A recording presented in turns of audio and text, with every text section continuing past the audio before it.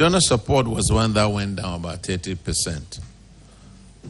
But if you look at your compensation and the other numbers, what is this other expenditure that was for 322,000 Ghana cedis?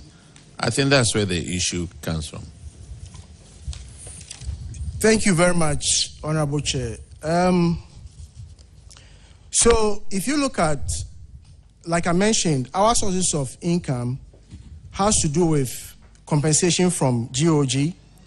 And then there is also donor funding. We survive mainly by writing research proposals, and we compete with every other institution all over the world for donor funds. In 2020, there was COVID, and priorities of donors changed as a result of the COVID. So most calls for proposals were either stopped or redirected to where they felt they were priority. So we went down as far as donor funding is concerned. However, the post-COVID era presented an opportunity, and that accounted for the increase in the IGF. So the other funds really are IGF that we get from our research byproducts. Thank you. Sir, my question is, on your financial statement, you have an item over here, other expenditure, for 322,000. What is it? Because you didn't have that in 2020. Please, can you indicate which number you are looking at, please? Look at table 321. It's on paragraph 2302.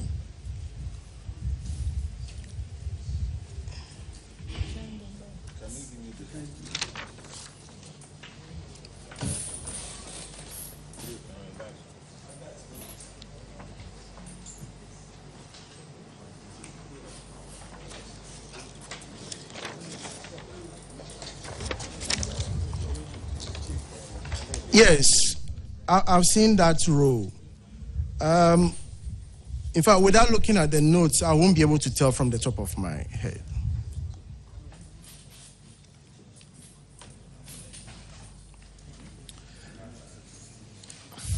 But you knew that you would be talking about financial position. Yes, Mr. Chairman. And you didn't bring any notes to help you with it. Okay, let me move on. Look at your financial position.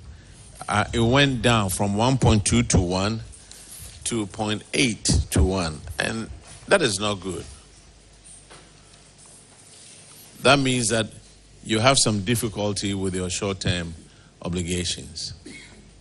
That's correct, Mr. Chairman.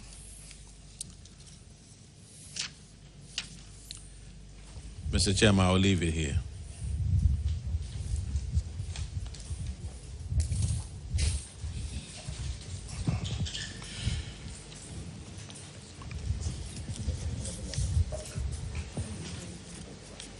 The other infraction for animal research is 2311. That is encroachment on your land, and then non-maintenance of register for your lands and buildings. The recommendation is that you should develop a register for your land and buildings. Have you done that? Yes, Mr. Chairman. Auditors, can you confirm?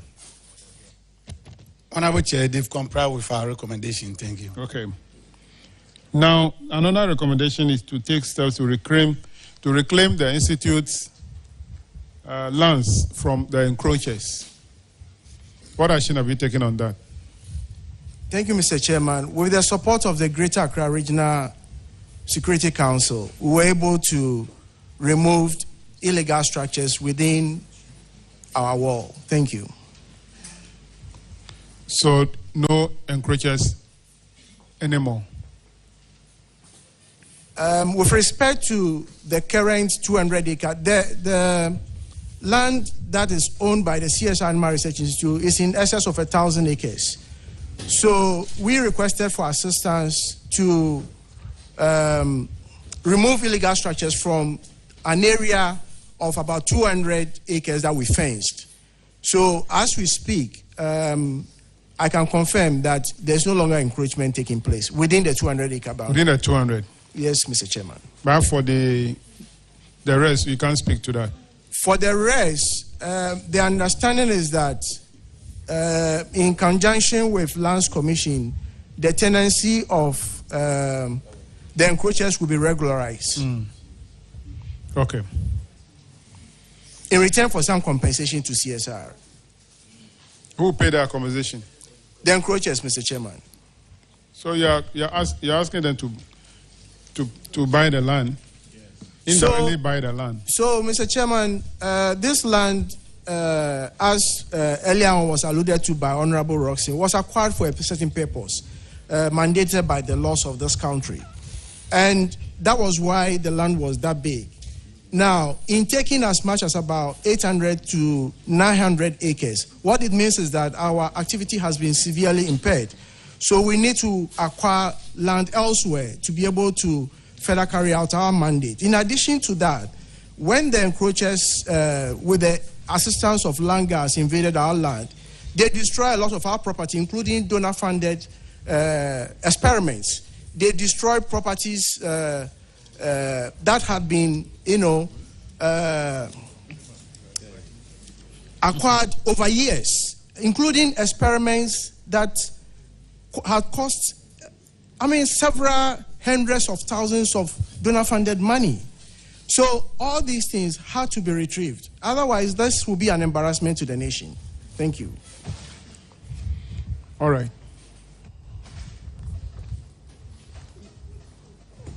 So that'll be all for animal research. Let's go to Building and Road Research Institute.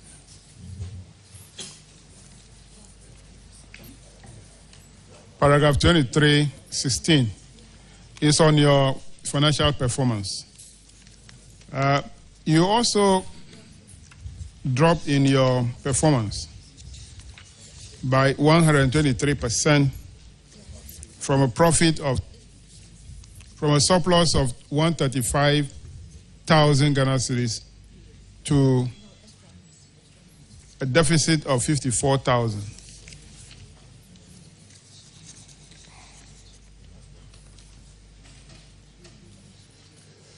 Well, there's not much to talk about that. Your current ratio, it's okay.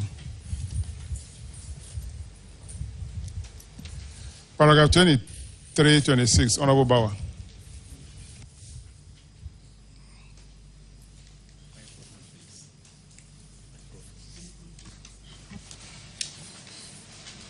Thank you, Mr. Chairman. 23:26. The auditors noted that lease documents on the lands acquired as part of the Pozzolana cement factory at Gomoa improvement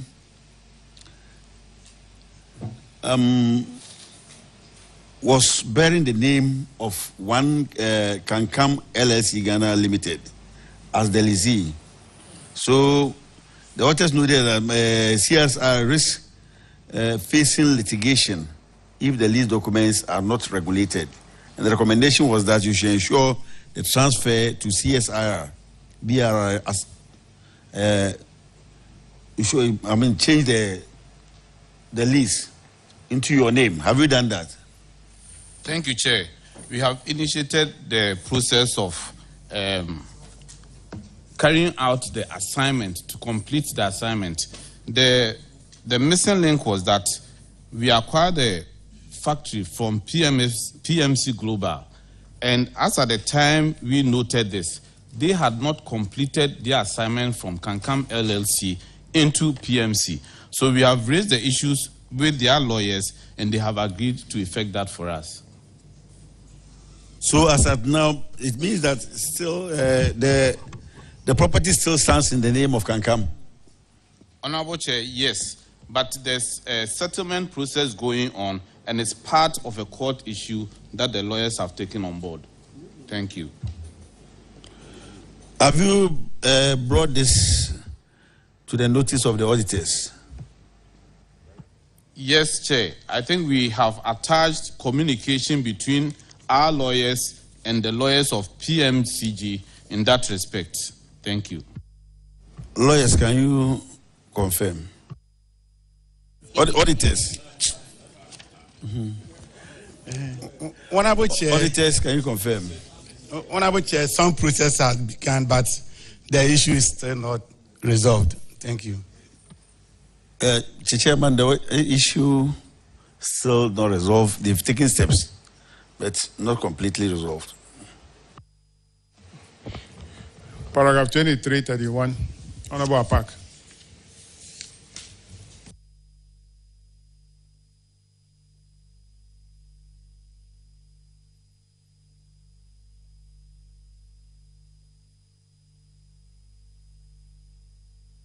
Thank you, Chairman.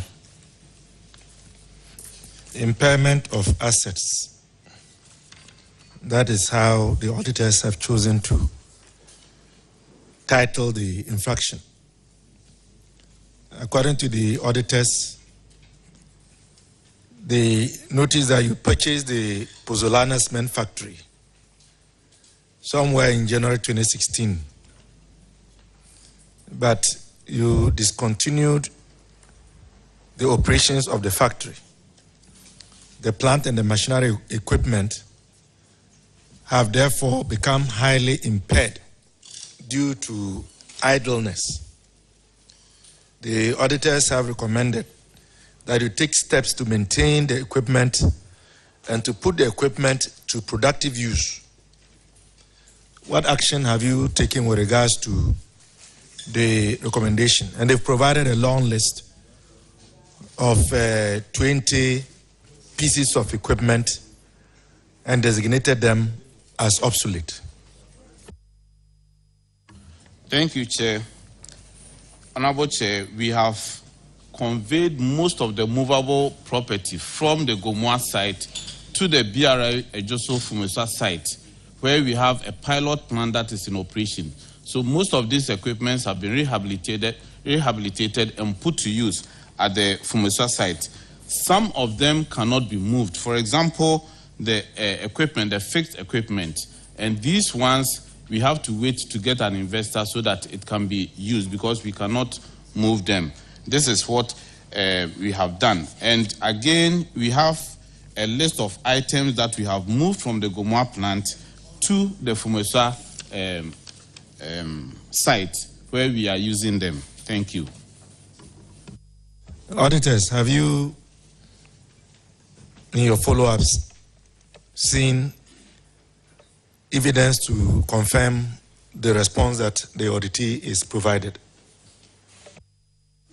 Honorable Chair, we are aware of some removable equipment who has been moved from the site. Thank you. Chairman, this is the response. There has been a decision to move the equipment to a new site. Movable pieces of equipment have been moved. The auditors have confirmed that they have seen evidence to that effect. I'll yield to you. How soon will you get investors on those immovable ones? Thank you, Mr. Chair.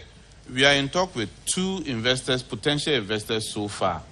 We have drafted the purchase agreement. They are studying it and they will get back to us. So the timelines depend on the investors. Thank you. All right. That'll be all for building and road research institutes. You're also discharged. Thank you. Do we have the EPA here?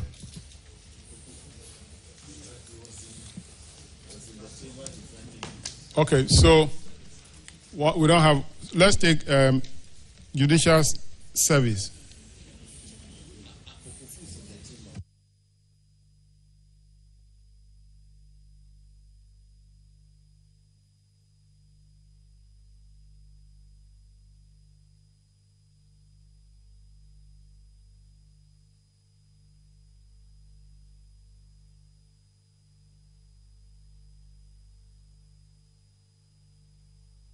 So, Judicial Service should take the oath. Community Water and Sanitation Agency, Asankragwa, Wasak Kropom, Techiman. They should also take the oath. The community water here, come and take the oath.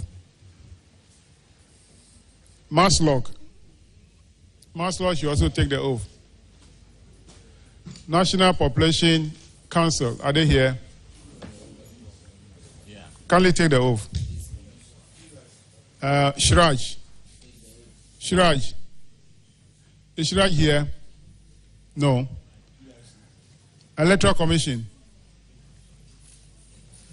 No. Electoral Commission, okay, join them. PURC, they are not in. Ghana AIDS Commission. Is Ghana AIDS Commission here? Can you join them?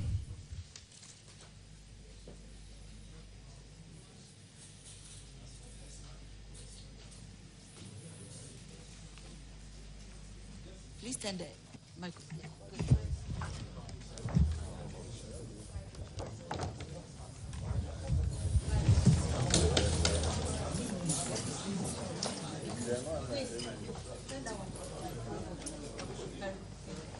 Please raise the Bibles, the Quran, cross, the right hand.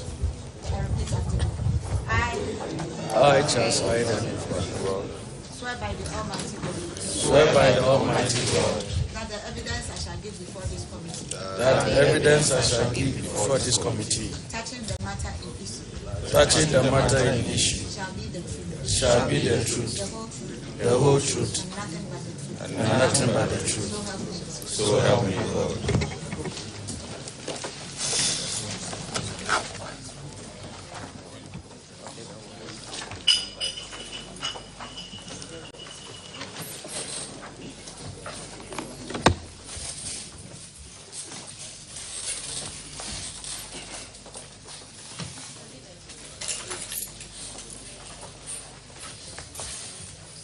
Kindly introduce yourself to the committee.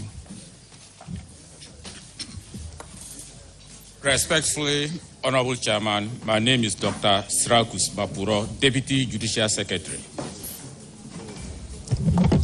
Honorable Chair, my name is Mrs. Vera Techi, Director of Finance. Honorable Chair, my name is Charles Iden, Deputy Director of Finance. Honorable Chair, my name is Sheila, and I'm Deputy Director, HR. Honorable Chair, my name is David Yabanga, Finance Officer. Honorable Chair, my name is Niboy Kwoti, Director Administration.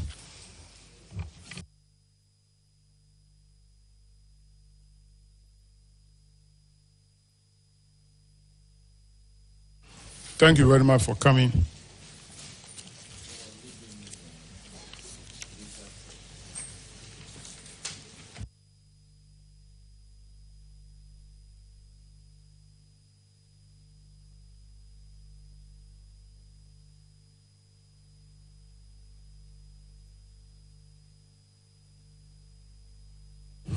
Judicial Service.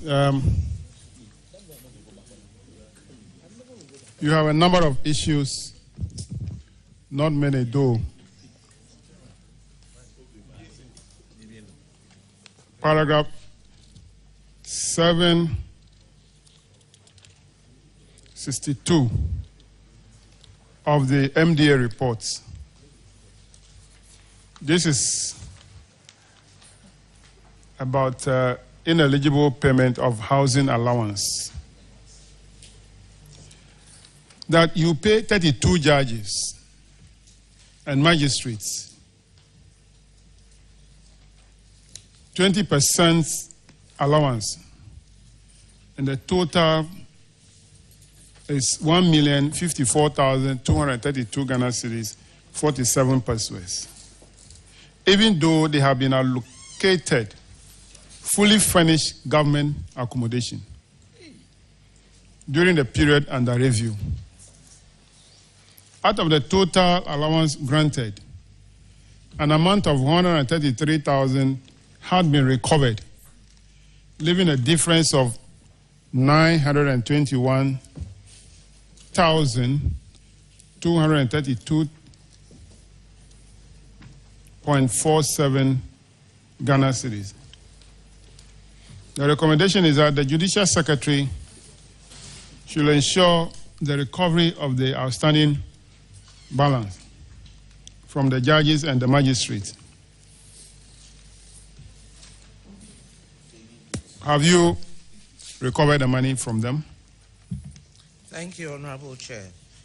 We have recovered all the amounts with the exception of an amount of 28,536.06 Ghana cedis. And Honorable Chair, this is in respect of retired career magistrates who we are still in talks with to refund the balance. But the rest of the judges and magistrates have refunded all. Auditors, can you confirm the recovery with the exception of 28,000? Honorable Chair, we can confirm a recovery of 154,277.96, leaving a balance of 766,944.51. Thank you.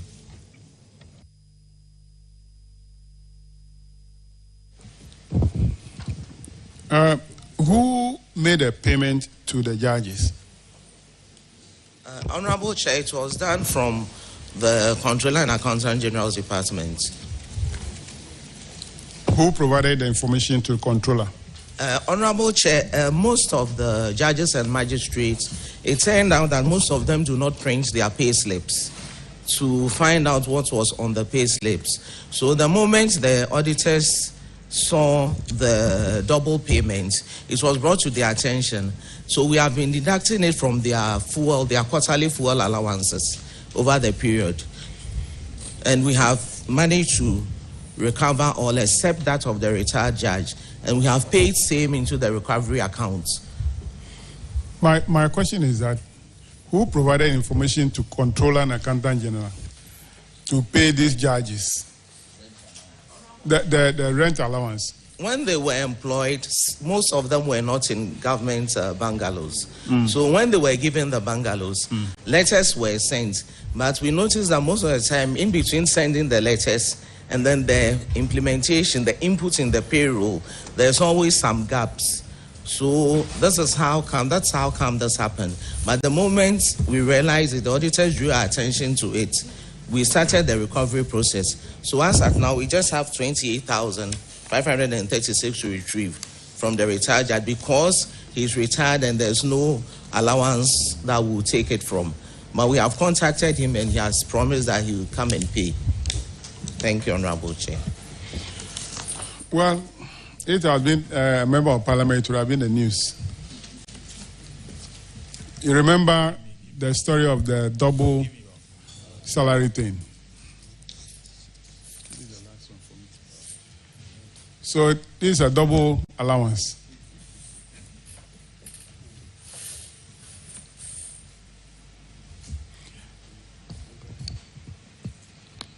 All right.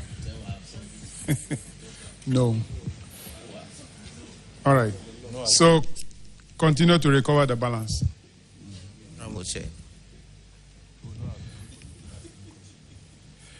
All right. Let's go to paragraph 768. Honorable Apak.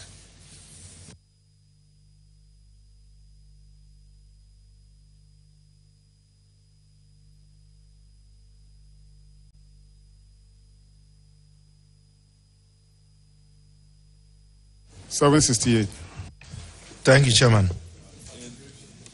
Unearned salary, 3,736 Ghana cedis. According to the auditors, the beneficiary is one Mr. Ayamba, and the auditors recommended that the said amount be recovered, failing which the amount should be recovered from the judicial administrator and the valedictors. validators. Have you been able to retrieve the said amount from Mr. Ayamba?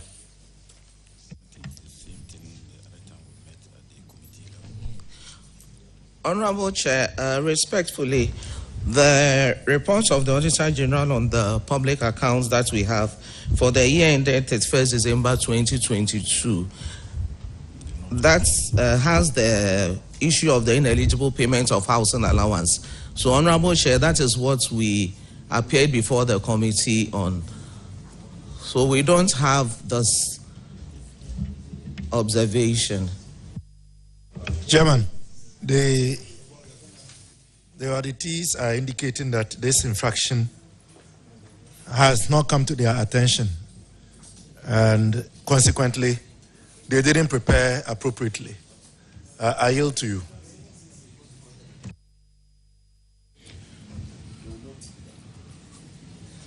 But this is an infraction at Bolga office of Judicial Service. There is another one on the magistrate court at Konongo. The rest of them are not at headquarters. They are in the regions. Are you prepared for all of them? Honorable Chair, respectfully, from the report, I think it appeared under the Ministry of Justice. No, it is not. The Ministry of Justice one is, this is Attorney General Department. I did not ask you about that one. It's unremitted tax. Paragraph 768 is Upper East Regional Judicial Service. Paragraph 770, District Magistrate Court, Konongo. Paragraph 772, Judicial Service, Second D. Those are the ones that fall under Judicial Service. So I know that of the Attorney General Department, so I didn't ask you that question. Respectfully, then we'll have to come back, because from the extracts of the Auditor General's report that we have here, from page 19, under Judicial Service, that is the only issue that we have. So we didn't see this one to address these ones, Honorable Chair. All right.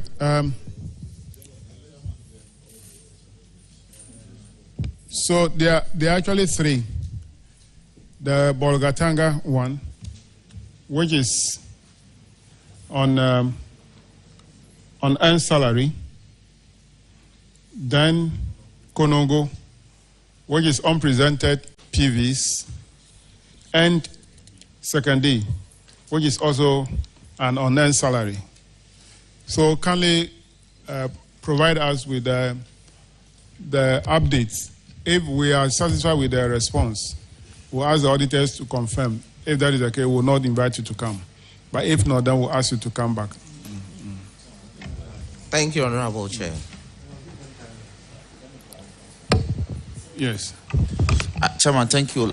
Let me clarify this. Deputy JS, you reference a certain page number of the report. You said page 19. Is that correct? The one that you had. Honorable Chair, the one that the infractions are not in that report. They are in this one.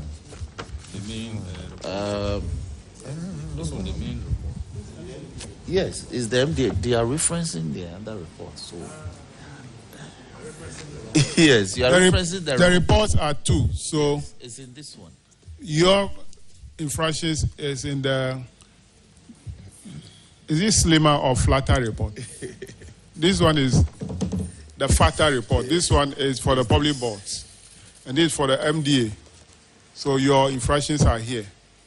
The infractions are on page 192, paragraph 762. If we can note them down.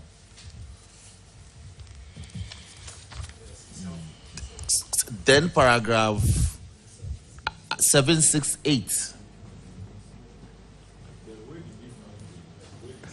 Yes. Then paragraph 770.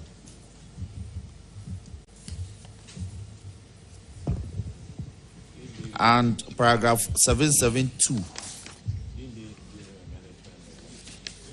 So those paragraphs are they commence they are the commencement paragraph for the various infractions. Okay, thank you.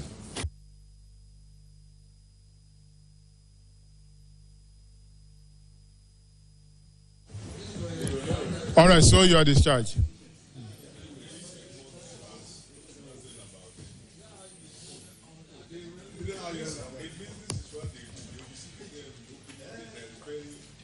They open the wrong docket. They open the wrong docket and then give judgment. Let's have a Council of State.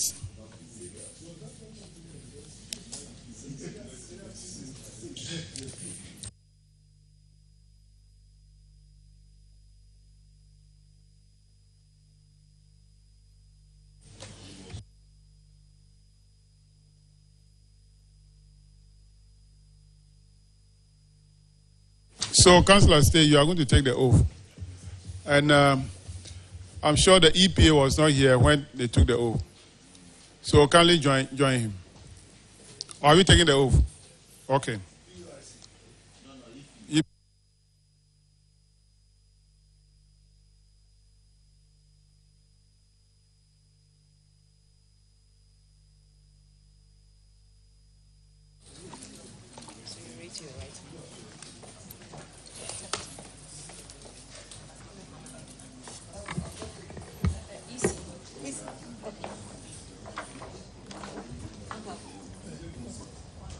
They've taken it already. Oh, okay.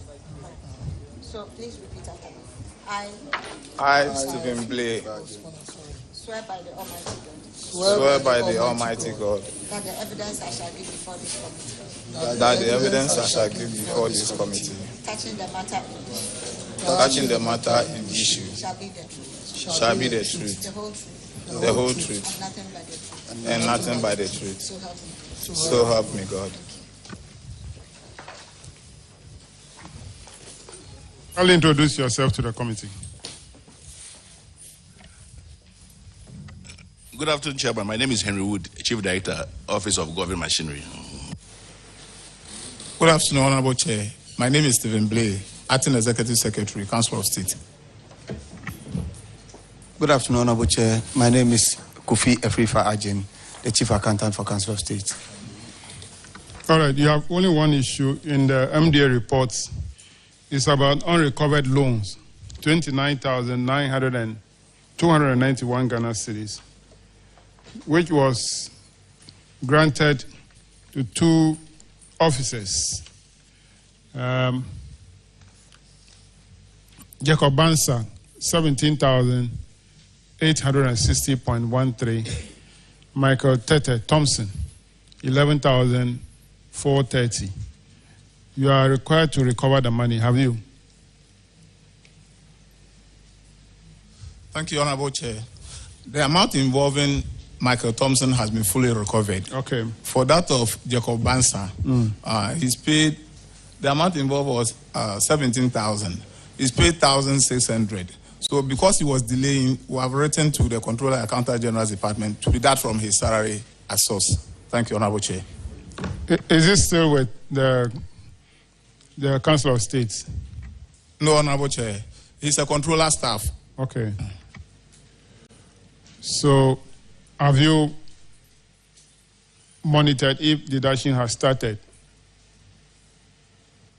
Honorable Chair, we did that, I think, early part of January. So we are here to confirm that. So you wrote a letter in January? Yes, Honorable Chair. All right, auditors, can you confirm the recovery of 11,430 from Thompson? Yes, Honorable Chair. Then the Jacob Bansa, 1,600? Honorable Chair, confirmed. All right, so you have to do a follow-up with the controller and make sure that deduction is effected. Thank you, Honorable Chair. We'll do That's so. all for you. You are discharged. Thank you, Honorable Chair. EPA.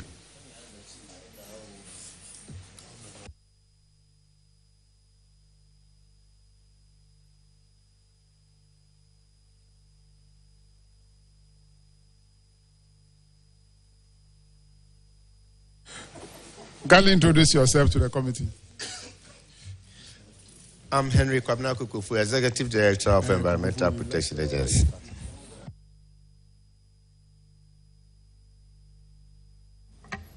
Honorable Chair, please, my name is Abu Abdel Hanan, Deputy Executive Director, General Services. Honorable Chair, my name is Ransford Sechi, Deputy Executive Director, Operations. My name is Patrick Adai, the Director of Finance. Honorable Chair, my name is Yakubu Musa, Head of Internal Audit. You have only one management issue, but your financial performance is not looking good. In 2021, you made a deficit of 7.6 million, which is a drop from 10.5 million in 2020. It is not looking good at all. Your current ratio, however, is okay, 5.5. What is the current trend in terms of your financial performance? Thank you, Honorable Chair, and good evening, Chair, and honorable members on the committee. Honorable Chair, yes, from this, your assertion is right. However, the situation is reversed. What accounted for the deficit, so to speak, was the fact that 2021 coming was the most difficult of years. You all knew of what happened with the COVID, the lockdown, and all those things. So revenues went down, and we also had then embarked on doubling the workforce. Indeed, the entire nation, EPA had 380 workforce, which was woefully inadequate. So we took steps to do recruitment as we got permission from all the approvals from finance to do that. So we recruited, we had hands. And then again, we undertook the position to make EPA, the outlook of EPA, quite nationalistic, and then make sure we are everywhere looking at everything and all that. So revenues went down, expenditure increased because of compensation and all other things. And there was also backlog of unpaid or unserviced statutory obligations and all that. So within that year, we were able to clear everything. This deficit is so-called, but we had the reserves to just bring us up to speed. And subsequently, we've been able to leverage the front. So our fiscals are looking very good. Hopefully, the next time we appear before you, you may commend us. I'm also happy that you mentioned about our ratio. We're trying to improve upon it, Honorable Chair. All right, paragraph 2282, ranking.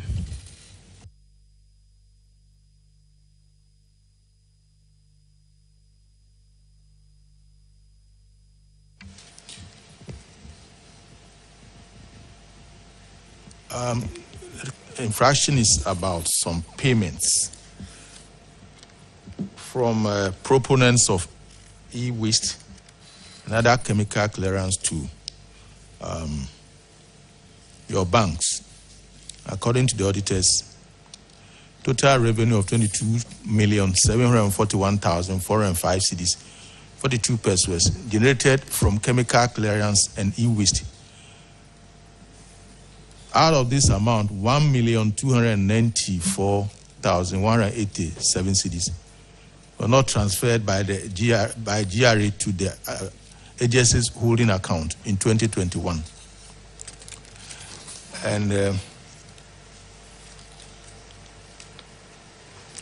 management are advised to ensure that GRA transfer the amount, 1.29 million, to the agency's holding account and provide monthly statements showing collections from the individual proponents in support of the monthly deposits. to the holding account to enable the agents to reconcile and track revenue from the Unipass system. Is it being done? Honorable Chair, the answer is yes. The Ghana Revenue Authority, through Ghana.gov and e-waste fund, has remitted the outstanding balance of 1,294,187 Ghana cedis to the EPA NTR holding account at Bank of Ghana. The transfer, together with other monies, were made on 25th June 2023. So EPA has been onboarded onto the Ghana.gov payment platform, and monthly reconciliations are undertaken by the Finance Department. So, Honorable Chair, we have remedied that situation. Okay, auditors, can you confirm whether the reconciliations are being done? Mr. Chairman, the reconciliations are being done. In addition to that, we can also confirm the transfer of the 1,294,187 to the agency's NTR Holdings account at Bank of Ghana. Thank you. Thank you, Chairman. That'll be all for you. You are discharged. Honorable Chair, may I crave your indulgence to volunteer an information which may be very relevant to your committee. Okay.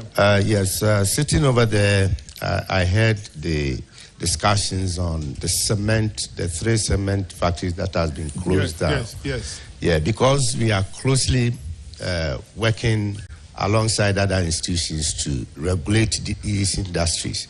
EPA learned of the closure, so we quickly moved in to see how it relates to our functions and all that. So the closure was done on, I think, 23rd November or so. Last year? Last year, 2023. By December, it has been lifted. So the companies are working. Okay. When we got in, we got to realize that the closure emanated from the use of raw materials that are not so permitted. They were using quarry dust instead of limestone. So substandard production there. So GSA had every right to look at the standard of cement that has been produced. And I heard you right, that cement production, if it is of substandard, it has consequential effects on infrastructure development and all that. And we are all at risk.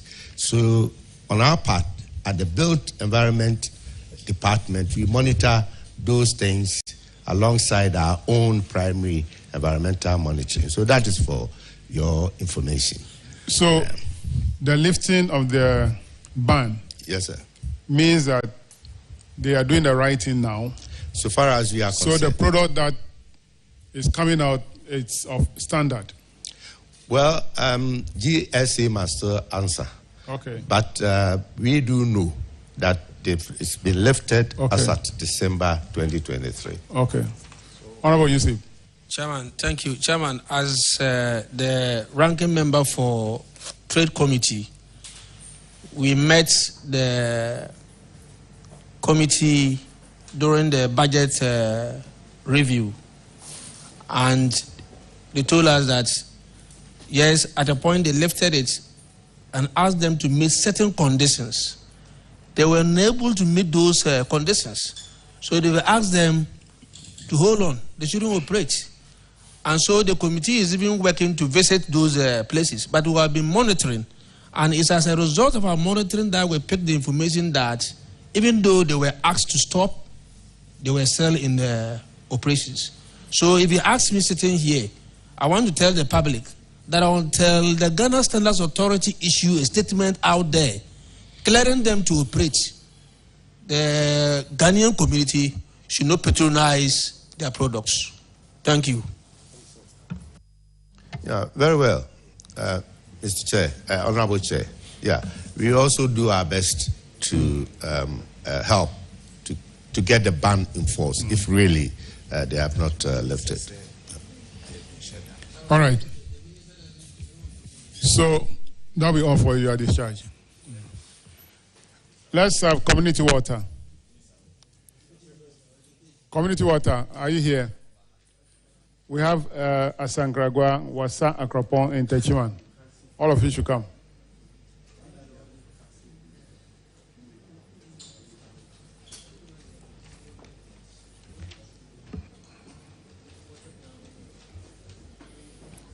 Kindly introduce yourself to the committee. Honorable Chair, please. We are from Dadiesu Suamai. Dadiesu? Yes, please, Honorable Chair. Suamai. Are you also cited in the report? Yes, Mr. Honorable Chair. Okay. All of you from Dadiesu?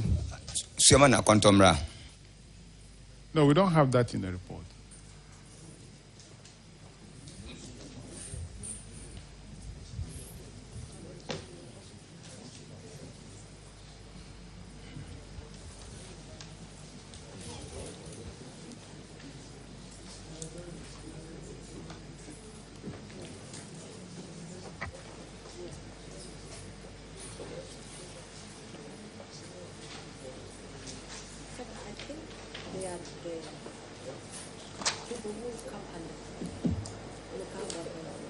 Yeah.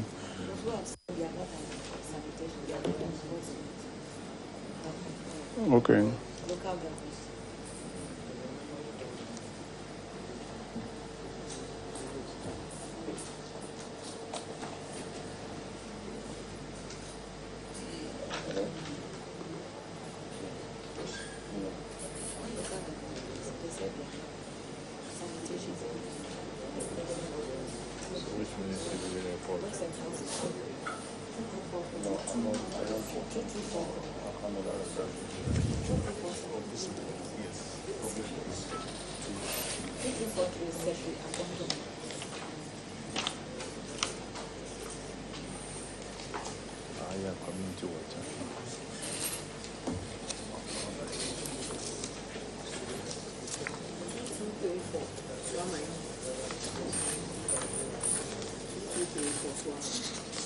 Okay.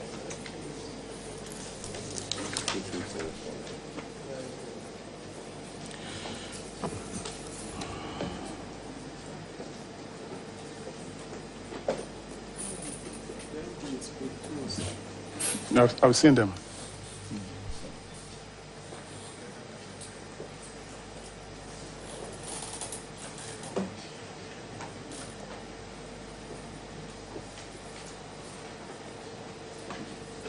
Yeah.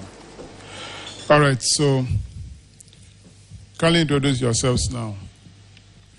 Thank you, Honorable Chair. My name is Amuzu Gordon. Thank you, Honorable Chair. My name is Amuzu Gordon Mofiaju. I was the former system manager. For which system? Dadiesu Water Board. Okay.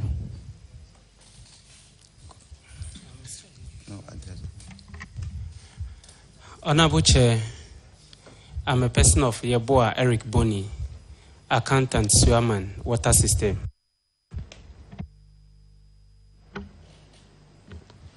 Honorable Chair, please, I'm John Ankuma, Water Board Chairman, Dadiesu.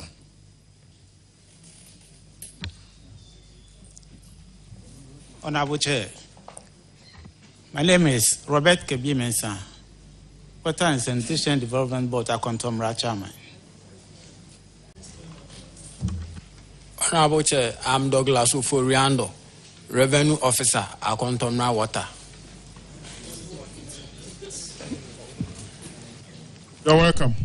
Honorable Chair, I'm Bafo Gideon Thomas, Water and Community Water and Sanitation, Sefia Kontomla, System Manager. Okay. All right.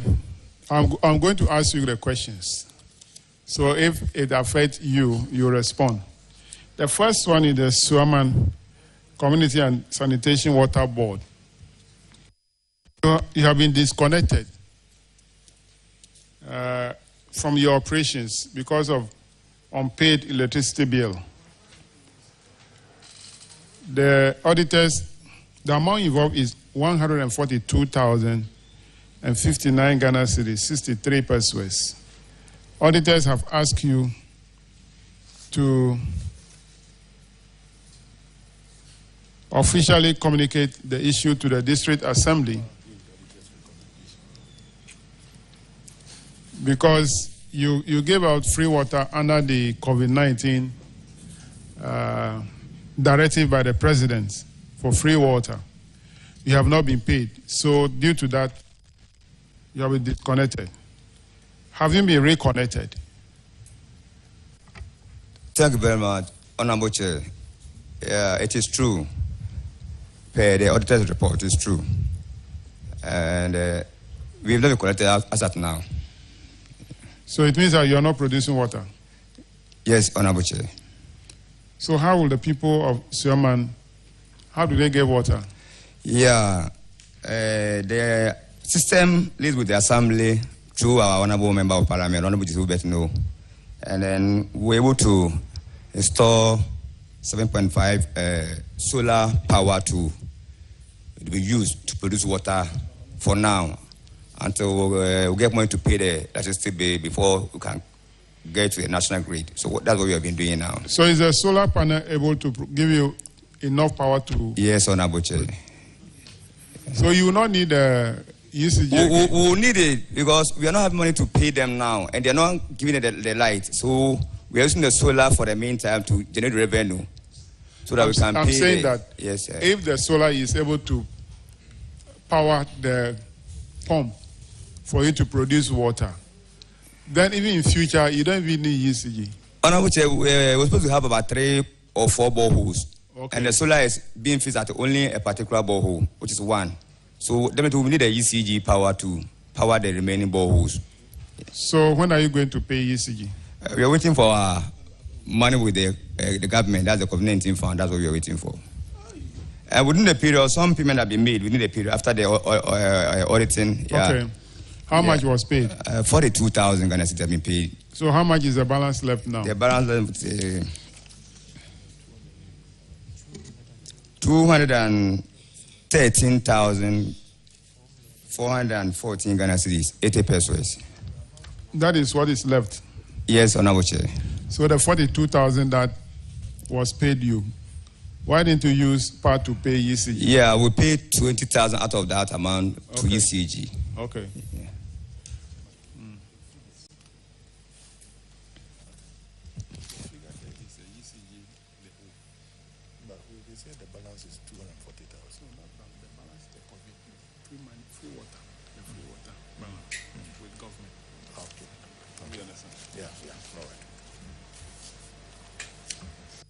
Auditors, are you aware that 42,000 was paid them from their COVID free water, and they also pay UCG 20,000? Mr. Chairman, we are aware of the payment of the 20,000. Thank you. But you're not aware of the 42,000 they received for free water? Mr. Chairman, we are also aware, we can confirm the 42,344.20. Okay. Thank you. You didn't say it in your answer, that is why I repeated it. Mr. Chairman, thank you. Well, we'll make a recommendation again. You are not the only one the government is owing. For the free water, they are owing all the schemes, and there's no money. So we'll make a recommendation for that. Your next infraction is on government and client indebtedness to the water board. So I think you have answered that one also. Yes, Mr. Chair. They have paid you 42,000. It's left with 200 and... That one for the free water for COVID-19. Yes, that's what we are talking about. Yeah, but we have some customers who are also owing. Who are also owing. Yeah, okay. and after the auditing, some were sent to court with a demand notice, and they paid something out of that. Out of the 72,000, how much have they paid? They were able to pay 19,077 cedis, 60 pesos. Are they still paying? Yeah, we are on it, sir. You're on it? Yeah. The court process, yeah. Okay.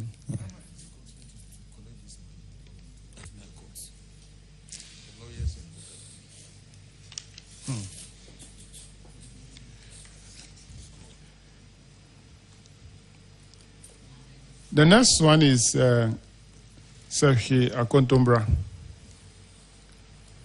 Indebtedness of government to the board. 70,000 868. So this is also the COVID-19 free water. Government owe the scheme this amount. Has the government been able to pay you all or part of it? Thank you, Mr. Chairman. Government was able to pay 25,047 pesos. 55,000. 45,000. Okay. 25,000. 25. Yeah, 25. Oh, 45 to 25. It's 25, Honorable Chair. From 55 to 45, now 25. No, 25. It shouldn't go to 50, no. 25,047 CD. Auditors, can you confirm that? Mr. Chairman, I can confirm that they've received 25,047 cedis, 80 pesos, leaving a balance of 45,820.20. Okay. Thank you. Now, you are also owing UCG 31,000. Have we paid them? Thank you, Mr. Chairman. Yes, you've done that. Auditors, they are saying they pay all the 31,692. Can you confirm? Mr. Chairman, I can confirm that it has been paid. Thank you. So if you are Kontobra, you've done well. Thank you, Mr. Chairman. The last one is failure to recover water bills due subscribers, 65,000. Have you recovered this amount or part of it? Thank you, Mr. Chairman. Yes, we've done that. What have you done? You have recovered all the amount? Yes, Mr. Chairman. Auditors, can you confirm? Mr. Chairman, they recovered the entire amount, which is 65,816 Ghana cedis. Okay.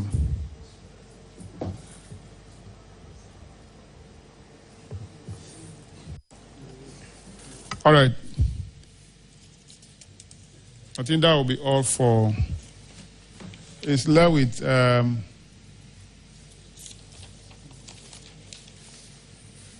no, that will be all for you. Who is left?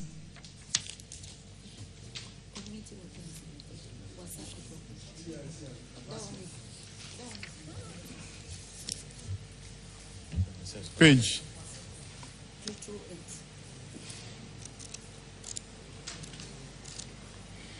What's that, Kropon? Is water Kropon here? Please, no. Who else is here? The two of you are for Sefia Kontobra and Sherman. All right, you are discharged. Safe journey.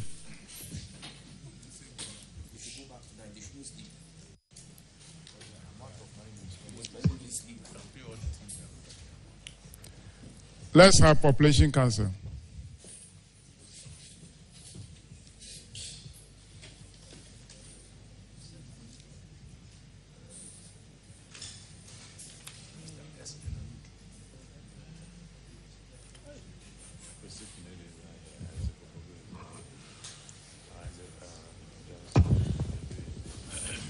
Kindly introduce yourself to the committee. Mr. Chairman, Henry Wood, Chief Director, Office of Government Machinery. Mr. Chairman, Letitia Pia, Executive Director, National Population Council. Mr. Chairman, I'm Letitia Maupomo Adeto, in charge of Administration and Human Resource, National Population Council. You are welcome. You have two management issues. Your financial statement will be done by Honorable Akwesi. No, Nana Kunedu.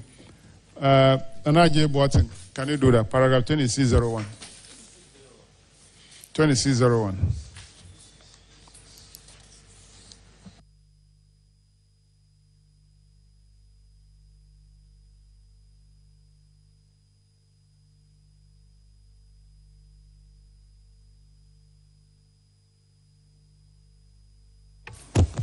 Thank you, Mr. Chairman. National Population Council. Your financials.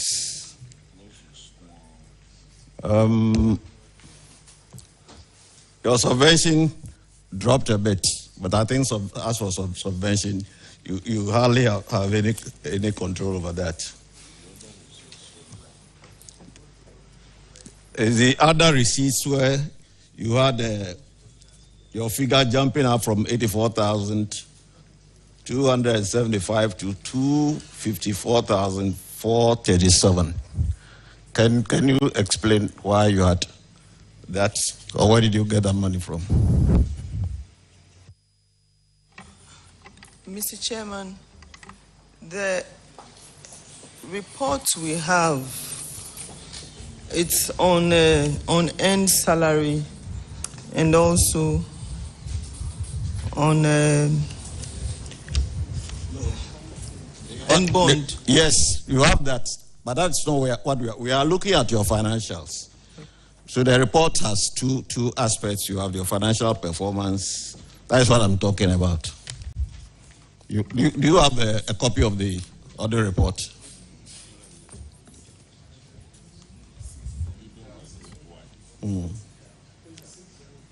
Page 603.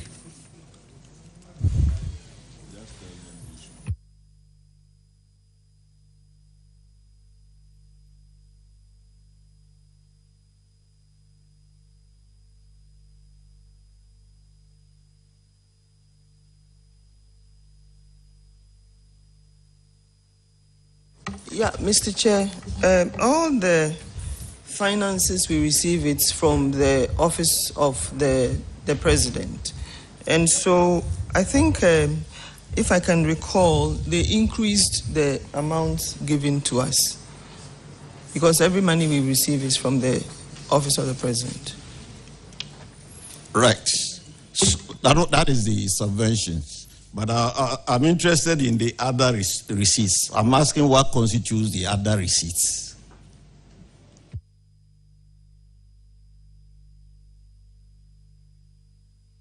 Do you have any other receipts apart from the subventions you get from? Do you receive donations? Like donations or something? Well, we don't receive donations, but we get sponsorship in terms of,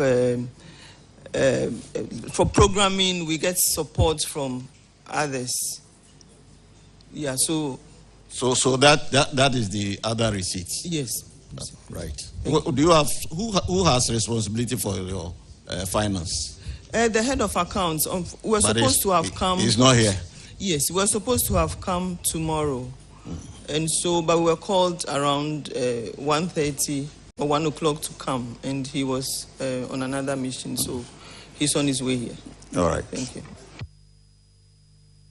Mr. Chairman, for their financials, it's the ratio which is bad, because the previous ratio was 1.0 to 1. And it drops up to 0.3 to 1, which means that your performance in that area is not good. So the report is saying that you will not be capable of meeting your short-term financial obligations.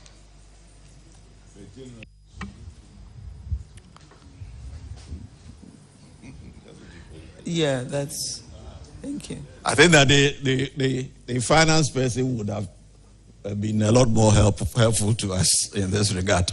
So, Chairman, I think we can leave it at that. Okay.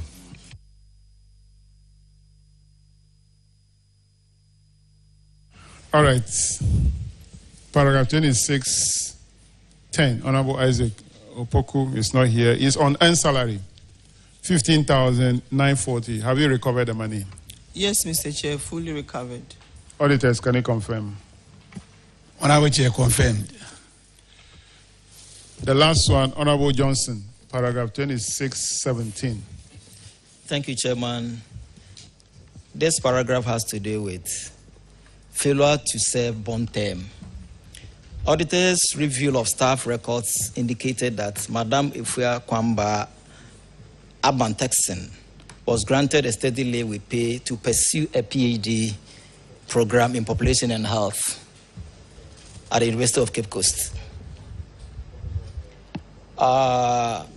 She was further granted a 1-year leave of absence, which ended in March 2022. So after that, she was expected to resume work, which she failed, after having taken 30 months' salary from the government. So it was recommended that she should either return to work or you recover the money from her. Can you tell the committee the updates? Yes, Mr. Chair, we have taken steps and contacted her. She has given us an undertaking of payments, and so she didn't come back. So she's given us undertaking of payments, and she promised to pay 4,000 per month. So where is she now? She has paid 6,000. Where is she now? She's in the country. I think she got to work about a month ago. So but she resigned from MPC, as you know. Yeah. But she's in the country, yeah. And how much has she paid? Mr. Chair, she's paid less than 10,000 Ghana cedis. What are you doing to recover the remaining amounts? We have we've had an undertaking, and she will pay. She's promised to pay, and we'll make sure that she pays into the consolidated fund. She's made the first payment, right? Yes, Mr. Chair. So you expected the next payment when? Today. Today? Yes, that's what she said. Any signal that she's paying today?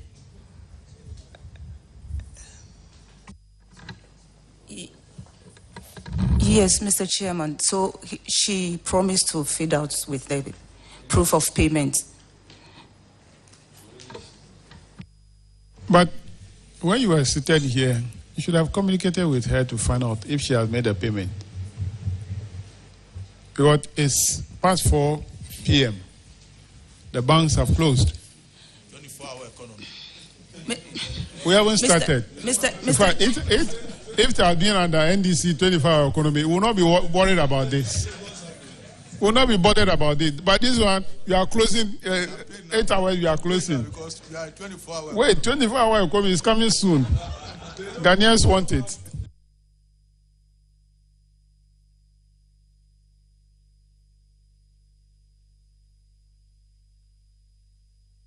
All right, so give us a confirmation to the auditors if she has paid for the amount she promised today. That's 4,000. That should be paid 4,000 monthly. So that would take us about 3 years, or at least 2 years to pay.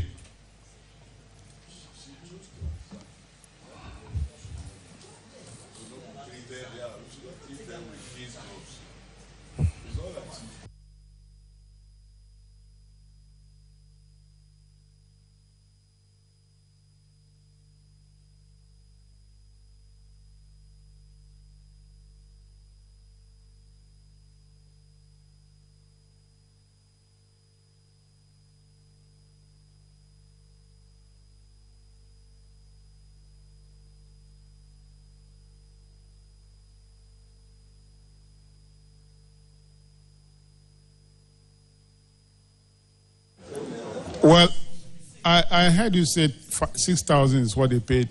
She paid 6,000, and then if she pay another 4,000 today, that will make it 10,000. Yes, Mr. So there will be balance of 100,000 and 331 Ghana cedis.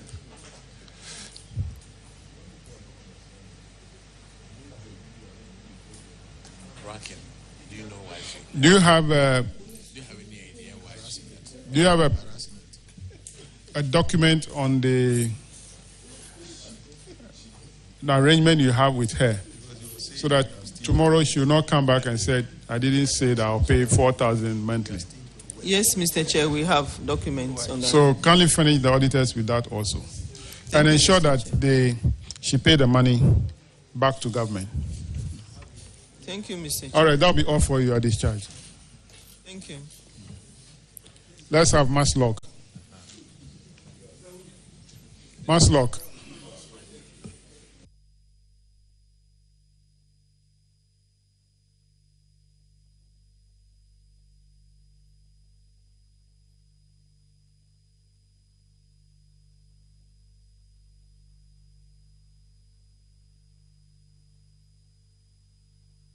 Maslock, have you been sworn in already? Yes. Okay, kindly introduce yourself to the committee.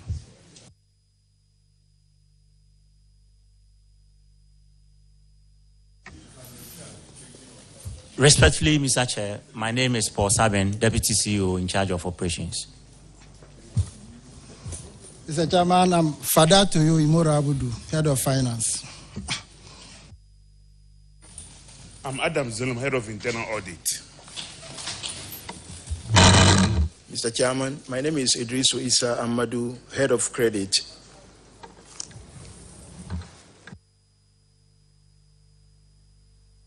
All right, thank you very much for coming. You have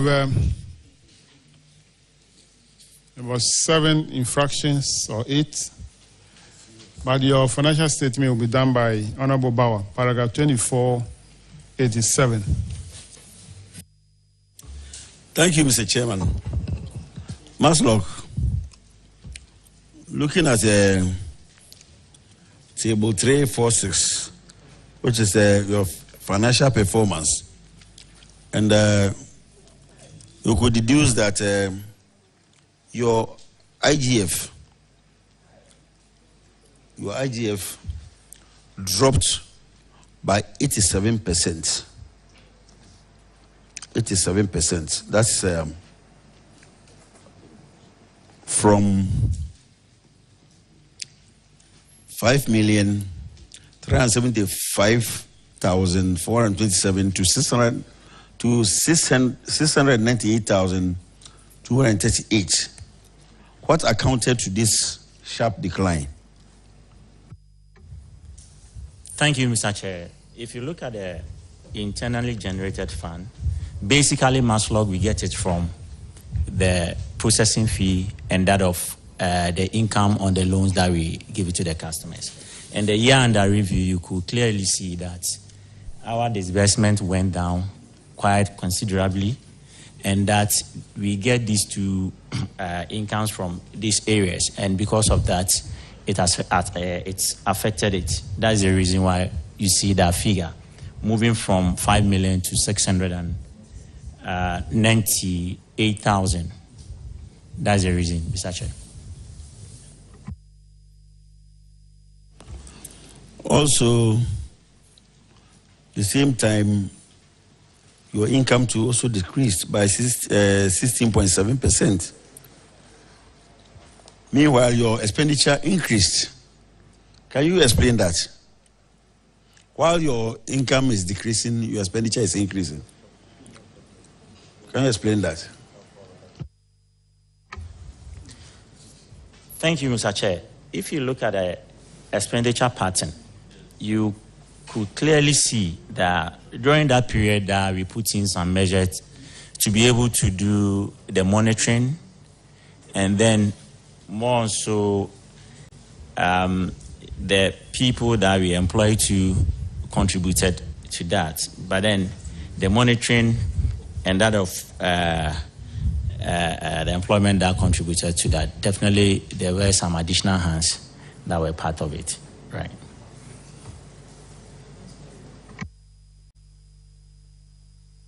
And your surplus was in a deficit. Deficit of 40. You also went down by 40.8%. So in fact, the financial performance, the table doesn't look good. It doesn't look good at all. I hope there's an improvement. In 2023 report, we will not see it this way. That is so, Mr. Chair. What measures have you put in place to ensure that it improves? One of them is that we've now given a target to our regions that every month they need to collect. More so, we have performance review that we do to make sure we track what they are supposed to collect. Again, we've done some sensitization and radio for telling the people, our stakeholders, that Maslow's loan more or less is payable. Once you take it, you need to pay back so that other people to be able to do that. With this and other things that we are doing, positively yielding results for us. And for that matter, our next coming will be a different ball game. That will be improvements on that. These are some of the measures that we put in place, Mr. Chair. I hope the education included those loans that you give on the table. They give some loans on table. No, that is not. We don't do table loans, Mr. Chair. Thank you. Anyway, Chairman, their current ratio, however, increased, so indicating that they can be able to meet their short-term financial obligations. So I will leave it for now, and then we'll continue. Let me continue from where the member left.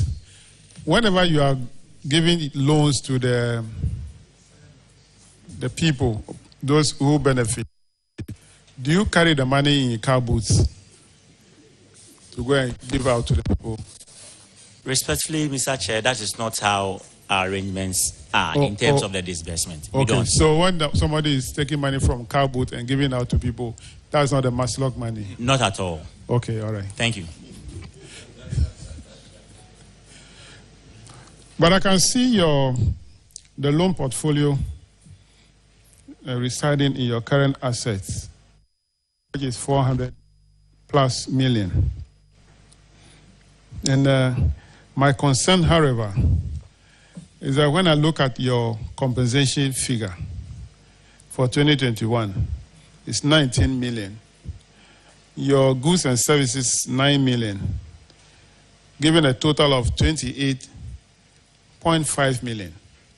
But what you generate in terms of your IGF, which is a result of your loan portfolio, is just 698, or let's say 700,000. Now, it means that if government has not given you any money, you will not be in position to pay your workers. You'll be going into the loan portfolio to pay your workers. So the fund will not be sustainable.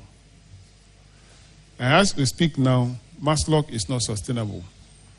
If you are not supported by government grants, you can't run on the loan portfolio to make enough money to pay your workers. Is that not the case? That's so, Mr. Chair. And it's not only that. If you look at the interest that we are charging on our loans, we do 12%. This is an intervention that we give it to the micro and small and medium enterprises. And for that matter, if you're able to up it, say we are doing the competitive within the market, like 20, 30, 40%, that will be. But the question is, the poor, those downtrodden, how would they be able to pay the high interest on these loans? And maybe in future dates, we have a look at it, whether we up it a bit just to close the gap, to be able to make it sustainable. What is your default rate? The default rate, the loan default. What is the rate? When you give out the loan, how much are you able to recover? Currently, we are doing 55%. So 45% is yes, default? Yes, that's the default. We are doing 55%. So if you give 100 million to people, you can recover only 55 million. 45 million will go down the drain. Mr. Chair, before COVID, it wasn't the case. You were doing fantastically well. So COVID has spoiled everything? Not entirely so. the point is, if you look at the people that we give the loans to, Mr. Chair, at that point, within the lockdown, within 2 weeks, 3 weeks, the loans that we give it to them, 1,000, 2,000, 3,000, maybe maximum 10,000. And you could see the effect. Even after that, going around doing the monitoring, you could see the effect, staring at us, talking to them, very willing to pay and everything. So really, it did affect us, I must be honest. And with these measures that we put in place, that is helping us to be able to even come. Right after COVID, we went down below even 40. We came back for 45, 50, now we are doing 55%. And we are very hopeful we'll be able to go beyond 55%. Thank you, Mr. Chair. Anyway, let's go to management issues, paragraph 24, 96, Honorable Apak. Grateful, Mr. Chairman. I wish the CEO of Maslock was here herself. Chairman, the issue here is outstanding loan receivables. Cumulatively, the auditors have quoted 304,345,924 Ghana cedis, 59 pesos. And according to the auditors, this total sum is due from cash loans, poultry project, vehicles, tractor, tricycle, and PINCO project as at December 31st, 2020. They have recommended to Maslock to intensify its efforts to recover the outstanding receivables. Management responded by indicating that it had put in place a program of action to address the infraction and to forestall future infractions. How much of these monies, according to the various categories, have you been able to recover? Thank you, Mr. Chair. If you look at the program or what you submitted before you, we've been able to do 11 million out of it. And if you look at this figure that we have here, 304 million, that's stemming from 2008 to 2022. Sorry, 2020, 2021 that we have. And if you look at the program of action that we put in place, that program has helped us greatly and supporting us to do. Aside the 11 million that we've been able to do, we've been able to, again, as I said, we are doing, been able to collect 1.4 million in addition. And we know with the performance, the targets, and talking to our stakeholders, these things are yielding results, and other things as well are yielding results, and we need to continue on with that. And very hopeful we'll be able to collect more. Thank you, Mr. Chair. Mr. Chairman, from what the auditee has indicated, plus or minus, this is less than 2%. It's 4%. It's about 4%. 11 million plus 1.4 out of 304. My good brother. I really don't think we should be commending ourselves. This cannot be a job well done. No Ghanaian watching us would be pleased with this. So, Chairman, this is another clear example that Maslock is indeed in trouble. Because the amount outstanding and what has been retrieved, I don't know the number of years it will take for this amount to be retrieved. I yield to your better judgment. That is, if it will retrieve at all. You just answered a question that I posed earlier about your default rates. And you said now you are doing 55% recovery. So if you have given out cash loan of 206 million, and if you are doing 55%, they should be talking about 11 million. 55% of 200 will give you about 110 or 115 million. But you are talking about 11 million. So it means that you are not doing anything near the figure you have quoted, the rate, the percentage of 55 you quoted. You are not doing anything near. Thank you, Mr. Chair. If you look at the collection that we did, and I said earlier on, this collection was, the 11 million was as at June. June of which year? That's 2023. And I told you, I give you, I graduated. Wait. You are even entering 2023. No, this one is up to 2020. Yes. Is it the 11 million is out of these debts that you have recovered? If you are giving me 55%, it's annual. Mr. Chair, if you look at the figure, the 11 million is on the legacy loan that we have. Because what we have here is the legacy loan that we have. Which one? The 304. As I said, from why is it legacy? It started from 2008 down to 2021.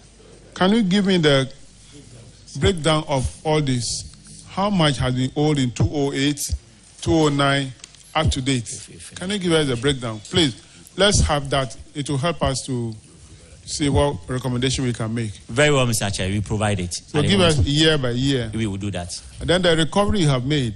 Very well. Which years you have recovered from? Very well. It will tell a story. Very well, Mr. Chair. Thank you, Mr. Chair. Auditors, 11 million have been recovered. Or that plus another 1.4. Can you confirm that? Honorable Chair, we can confirm an amount of 11,412,789.83. The 1.4 we were informed yesterday, but they are here to give us the documentary evidence. Thank you. All right. Your next infraction is on lockup investment, 623,334. These funds are at First Bank, 68,566, and Obatampa, 554,764.65. You are to recover the money from this investment, have you? Thank you, Mr. Chair. If you look at the 500, that one, the 554, that one is in court. It's part of the litigation that is going on in courts.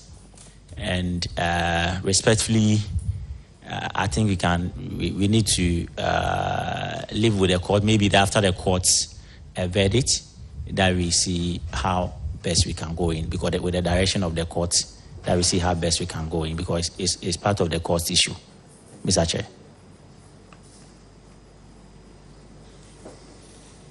Yes, go on. You talk about only the 554. With a 68,000, sorry, Mr. Chair. That one too is with a receiver. We followed up even beginning of this year, and we are very hopeful that we'll be able to collect that one as well to be part of our funds. Which bank is the First Bank? Sorry. It's a defunct one. It's one of those investment banks that went down. Okay.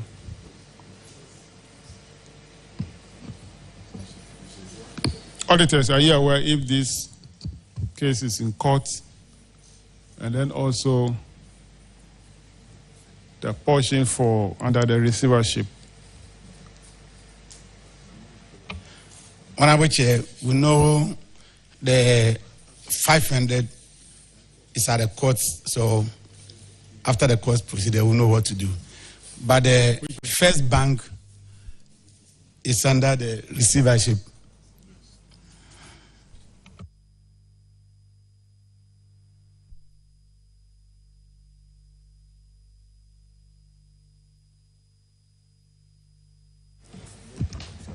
Paragraph 2508, Honorable Kofi Adams.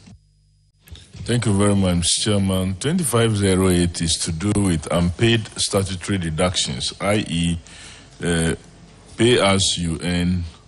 That's supposed to go to Ghana Revenue Authority, totaling 6,255,578.35 Ghana cedi, and the Social Security Fund Tier 1 and 2 contribution that should go to various fund managers, totaling 6,486,415.95 Ghana cedi.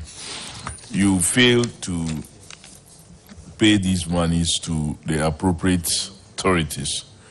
The auditors recommend that management should ensure these deductions and pensions are paid and on time as stipulated by Act 896 and 766 respectively. What is the status of these over 12 million monies you deducted which you have not paid? With the greatest of respect, Mr. Chair, I defer this one to my head of finance. Chairman, Maslock is a subvented entity, and we receive net salary through the Ministry of Finance, and we prepare our payroll to pay. So these deductions were supposed to have been paid on our behalf by the Ministry of Finance, but unfortunately, from 2013, the payment to GRA and then Senate was stopped. So we pursued this, and then it was part of our 2024 budget, and that has been duly approved. So we are awaiting the releases so that we can settle our indebtedness. Thank you. Have you presented this message you have just delivered here to the auditors? Yes, please, we have, Mr. Chairman. Auditors, can you confirm that they factored that in their budget for 2024 and awaiting releases to pay? Honorable Chair, we have all those information with us. Thank you. So we'll continue to monitor. Once you receive some releases, you have to pay. This is people's pension and what have you. It's very important. Mr. Chairman, unless somebody has a follow-up, that should be all.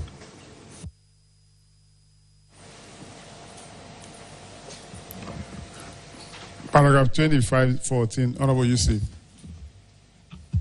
Chairman, thank you. Chairman, the issue is that you fail to account for some impress, and so you've been asked to account for it. Have you been able to do that? Thank you, Mr. Chair. This impress issue too is part of the case that is in courts. And respectfully, once again, if you can defer this one as well. Chairman, once it's in court, I think I want to defer to you for your judgment.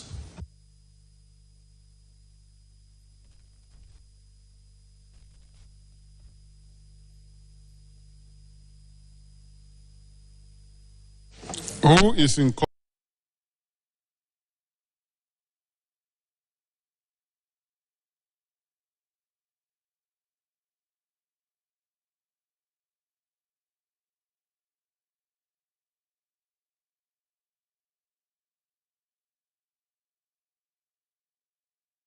At the point of auditing, there were no documents to retire this money.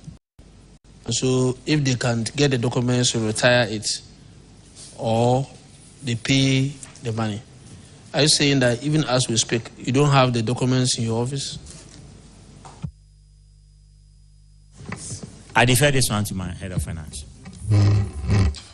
Mr. Chairman, these were expenses that were incurred during the tenure of our former CEO for sensitization program, and issues came out as a result of audit that was done. And then the issue has been pending at the law court. Chairman, let's move on. Chairman, I have a question. Accountant, the issue is in court. I agree, but the auditors are saying that this disbursement were not covered by documents, or is that not the case? Mr. Chairman, no. They were covered by documents. Yes, please. So what is the case of the auditors? Mr. Chair, I'll create your indulgence that if the thing is in court and the whole thing is and going no, please, I don't know. Please, I'm saying that I'm not asking you. I'm asking what is the case of the auditors on this particular one. I'm not touching the court matter. Why have they brought the issue here? Maybe if I may help. If I may help, the infraction is that Maslock leadership at the time asked their original offices to undertake some activities, monitoring and what have you. But at the end of the day, when auditing was being done, the auditors found out that they could not retire the impress. Reason being that they didn't submit documents for scrutiny. And that's where the query is coming from. And so one would have thought that by now, those who succeeded the previous administration would have contacted the various regional offices for these documents to be submitted. And if that was done, I don't think this case will even go to a court. It's as simple as that. That's why I don't want to push it. Because yes, some expenses have been incurred, some activities have taken place because they have listed the activities here. What is missing is the retirement documents to ensure that those measures were done. You understand me? I don't want to go into it because you said it's in court. But the truth of the matter is that if really we want to ensure that there's continuity of responsibilities, this issue wouldn't go to court. It's a fact.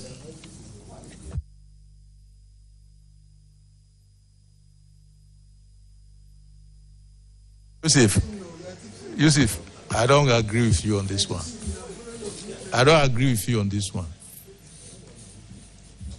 Paragraph 2519, Honorable Roxanne. Chairman, you have cut me short.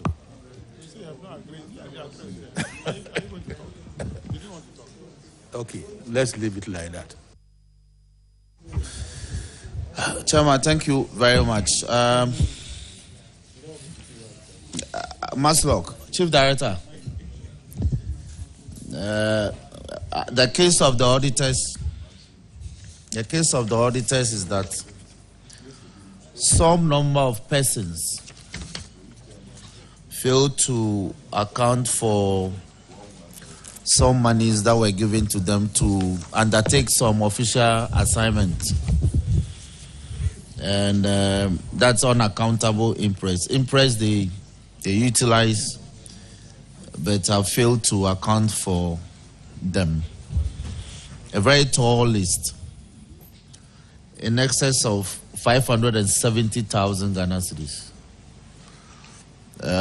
What's the status of this matter?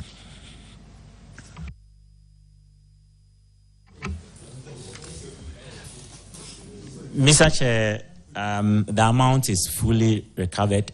The 570 is fully recovered. Fantastic. Have you brought this recovery to the attention of the auditors? Yes, Mr. Chair. Auditors, can you verify and confirm that the sum totaling 570,648 Ghana cedis being unaccountable in press has been accounted for properly as we speak? Honorable Chair, the total outstanding amount has been fully accounted for as we speak. Thank you. Chairman, that will be all on this matter.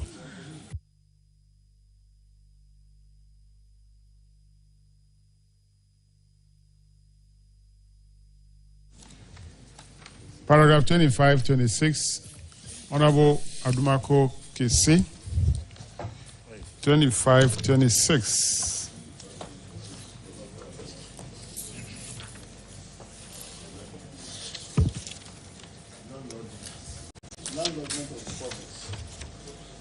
It's about non-lodgement of recovery. 167,329.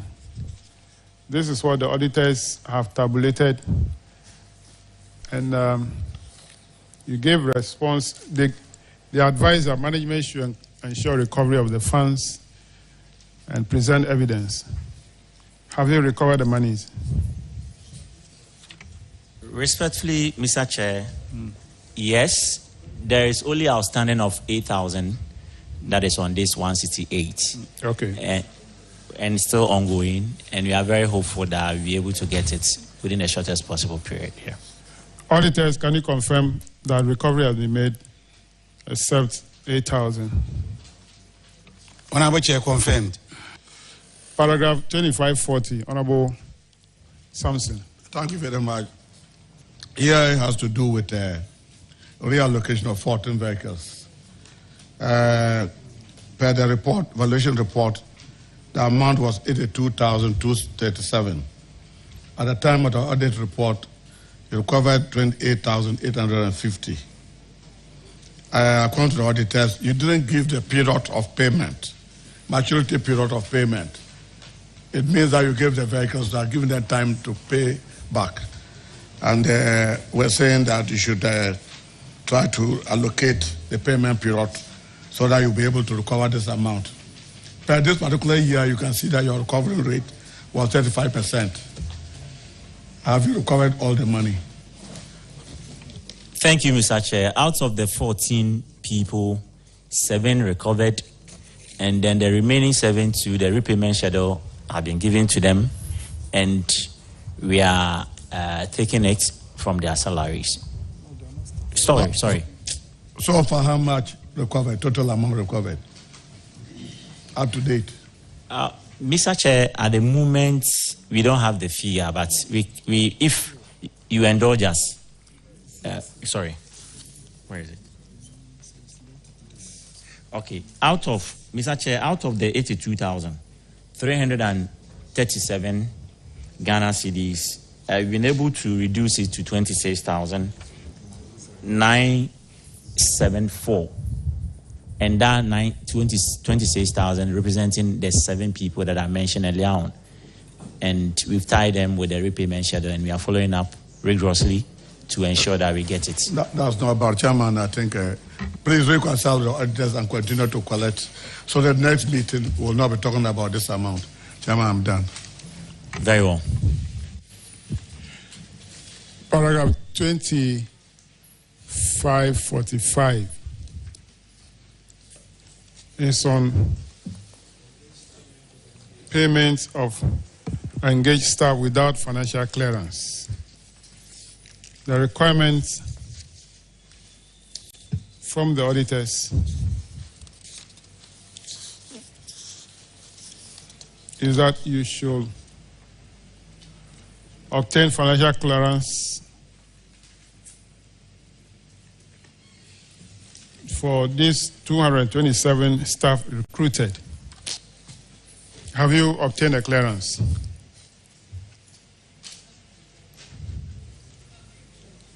Thank you, Mr. Chair. Out of the 227, we've been able to get 800.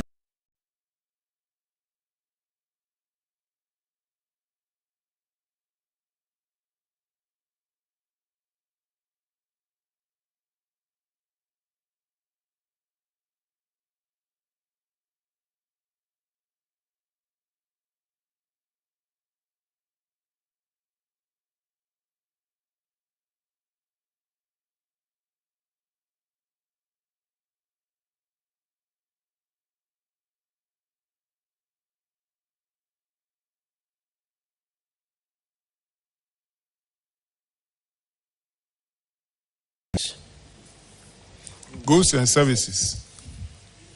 Wow. So you yourself, are you happy that you are paying people from goods and services? That is misapplication of funds. Auditor, are you listening?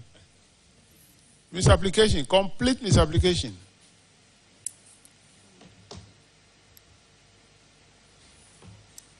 Wow. You're paying them from goods and services.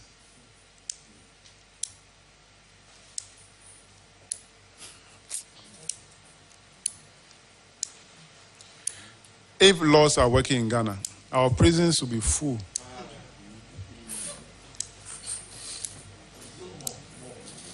Our laws are not working.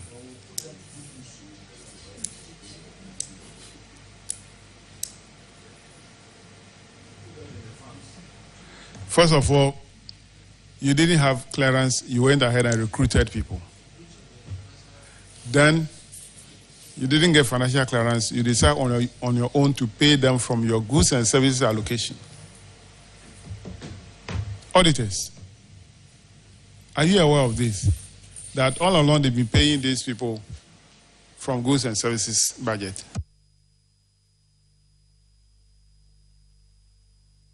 Honorable Chair, thank you for giving us one observation. We'll follow up next time on Good for the misapplication. As to how they were being paid, we can't say for a fact that they were paying them from goods and services. That is why we ask that they should get financial clearance from the Ministry of Finance. Thank you. So, shine your eyes. When you go, open your eyes wider. There are a lot they are hiding that you cannot see. Well noted, Chairman. Any question from anybody? All right, that'll be all for you. Most grateful, Mr. Chair and Honorable Committee.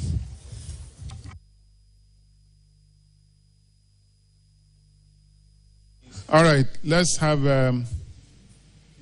Ghana AIDS Commission.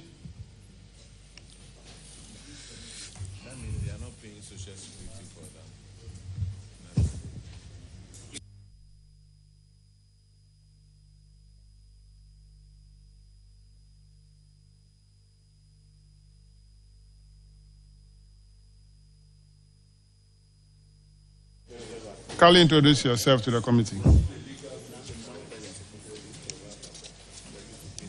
Mr. Chair, my name is Zakaria Yusuf Nupaya, Finance Manager. Mr. Chair, my name is Charles Woodrow, Deputy Director Administration. Honorable Chair, my name is Siddiq Abdulmumin. I'm the Head of Finance and Administration. Honorable Chair, my name is Fred Nana Poku, Director for Technical Services. Thank you. Thank you very much. And sorry for keeping you waiting. You can see that we have also been seated for a whole day. And so bear with us. You have only one management issue, but your financial performance for 2022 is not good. You made a deficit of 9.6 million, coming from a surplus of 4.9. And that is mostly attributable to your operating and project management costs, which has increased by 64%. And then also your receipt from government has dropped by 62%. These two factors contributed to your deficit of 9.6 million. What is the situation like now in terms of government subvention, your receipt from government? How does it look like now? Thank you very much, Honorable Chair. As we speak, receipts from government is still woefully inadequate. Woefully inadequate. So, compared with 2022 figure of 5.4 million, is it improving or same or even going down? Honorable Chair, it is still going down. For 2023, we receive a little above 3 million cedis. Okay. Yes, Honorable Chair. And this year, you haven't even received anything yet? Nothing yet. That is not good. That is not good. From 40 million to 5 million to 3 million. So government is telling you gradually that they are washing their hand out of this.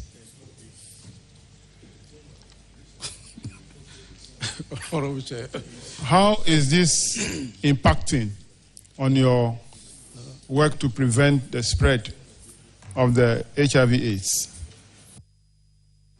I will defer this to my Director of Technical Services. Thank you very much. Honorable Chair, it is having a very bad negative effect on our programs.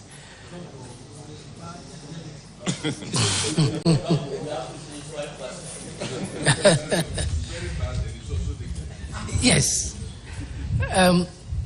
Currently, as we speak, we are unable to engage media houses to spread the HIV messages across the breadth and length of Ghana.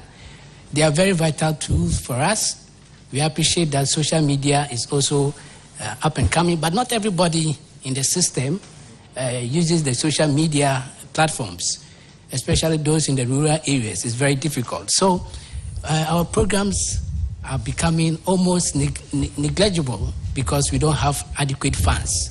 Luckily, we have some funds, a little, from our donor partners, which we use in procuring basically the antiretroviral medications and doing some lab investigations for the persons who are living with HIV, and a few others for the key population activities. But in generally, we're not having much interventions for the general population, which forms a mass number of people of the populations, about 34 million, and for the key populations, they don't form even about over 150,000 in the country. Thank you, and over.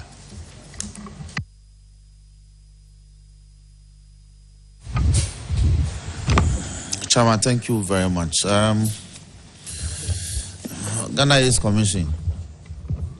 There are reports of recent spike or sharp rise in infection rate within the country, especially in some enclaves. And given your dire financial constraints, what do you think as Parliament we can do to assist you to be able to improve your activities to reduce the infection rate?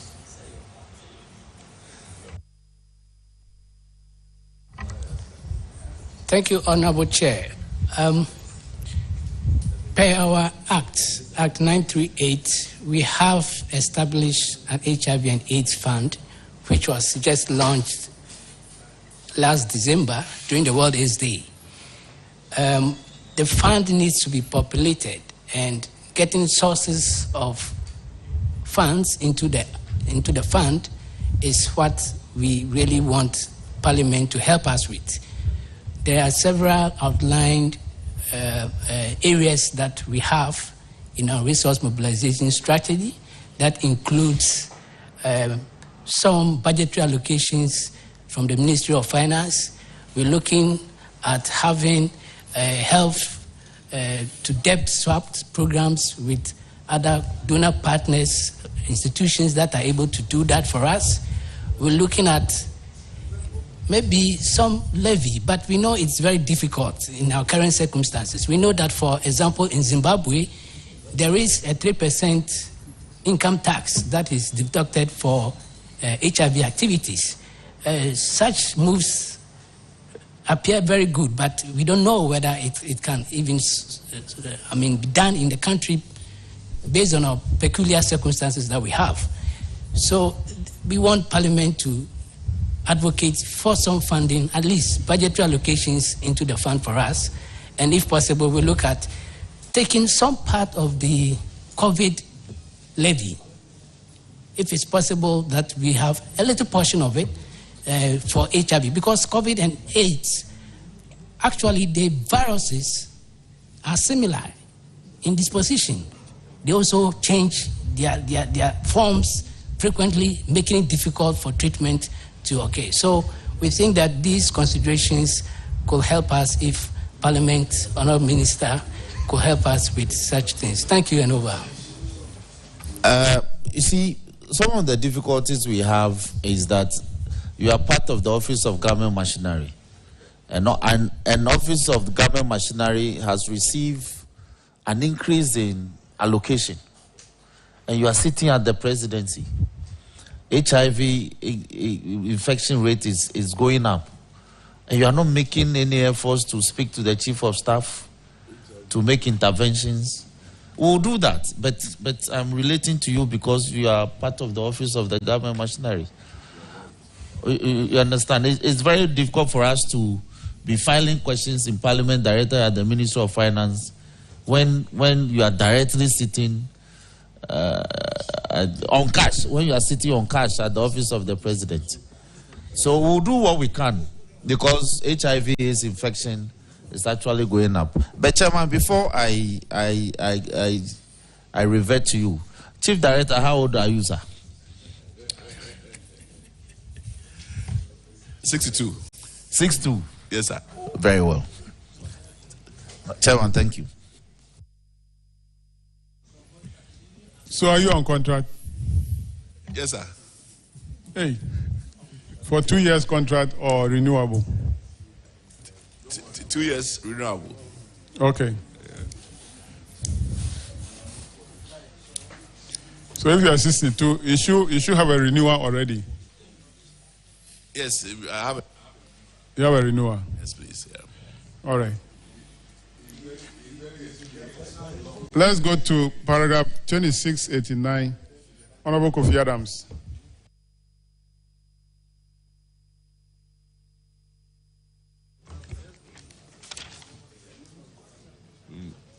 Chairman, advances without adequate supporting documents. I think some 27,784 monies you advance to various persons for some duties. The auditors didn't find in the PVs that were prepared the appropriate documentation to indicate that these monies were truly used for what it was intended for. So you promised you were going to get the documents. Have you done so? Honorable Chair Member, yes, we have done so. Have you submitted to the auditors? Yes, please. Auditors, have you received any documentation to support the PVs? Honorable Chair, we have all the documents to support the 27,684. Thank you. Mr. Chairman, documents submitted, auditors verified and confirmed. All right, so that will be all for Ghana AIDS Commission. You are discharged. Let's have Electoral Commission.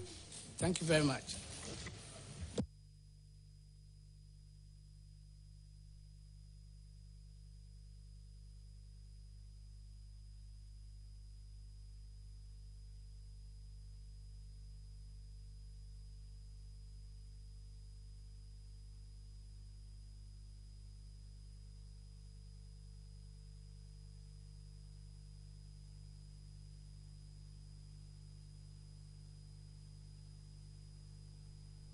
Kindly introduce yourselves to the committee.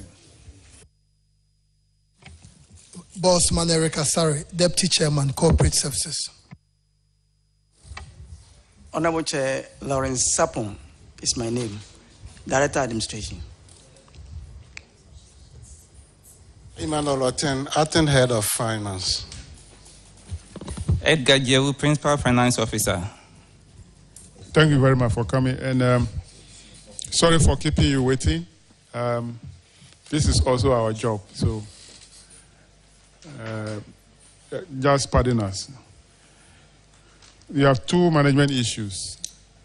The your financial statement will be looked at by the Vice Chairman. Paragraph 2643. Thank you very much, Mr. Chairman. Electoral Commission, if you look at your consolidated funds, 2019 it was 266 million, and 2020 went up to 1.3 billion, I guess because of the elections. Then election operating expenses, 736 million. Wow. Anyway, 2019 you had a loss of 75 million. And 2020 with the elections you had a positive balance of 51 million. But if you look at your financial position, 2019 it was 51.3 to 1. And 2020 is 0.2 to 1. That makes it very risky. You will not be able to take care of your short-term liabilities. What is the situation now? Honorable Chair, thank you very much. Now they are cleared. What is cleared? We don't have outstanding balance of 327 current liability. We've paid.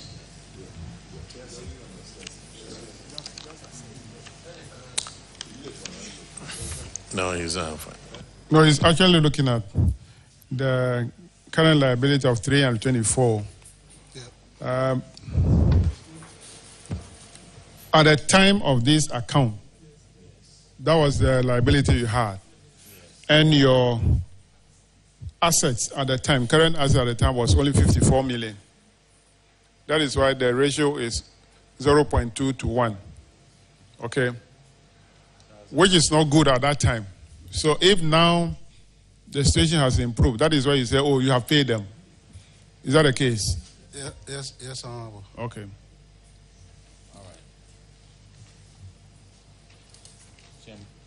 Chairman, I'm done. Okay. Let's go to paragraph 2652. It's on no district bank account. You don't have a district bank account. The district officers have to go to the region to go and take cash. Usually, anything can happen on the way. Armed robbers can attack them. And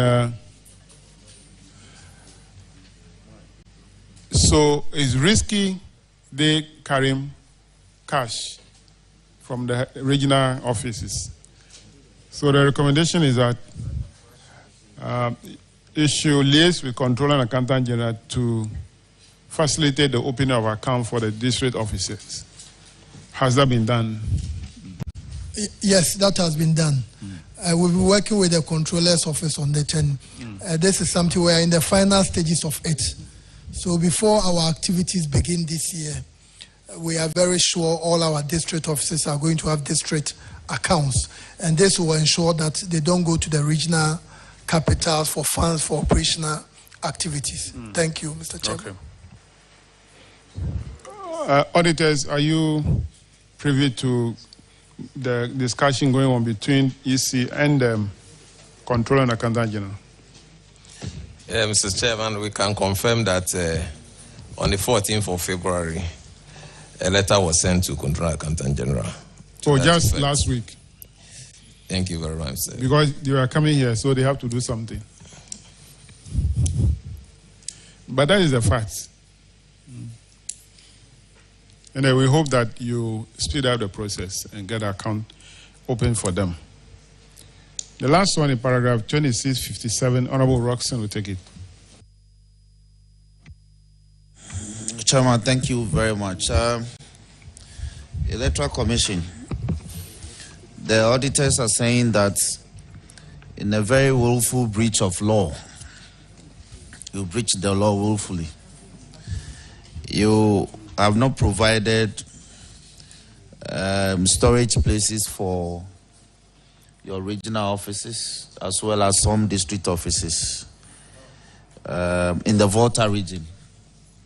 I'm sure you've read the report. So what's the status of these various district offices as far as storing electoral materials are concerned, as well as the storage at your regional office? Honorable Chair,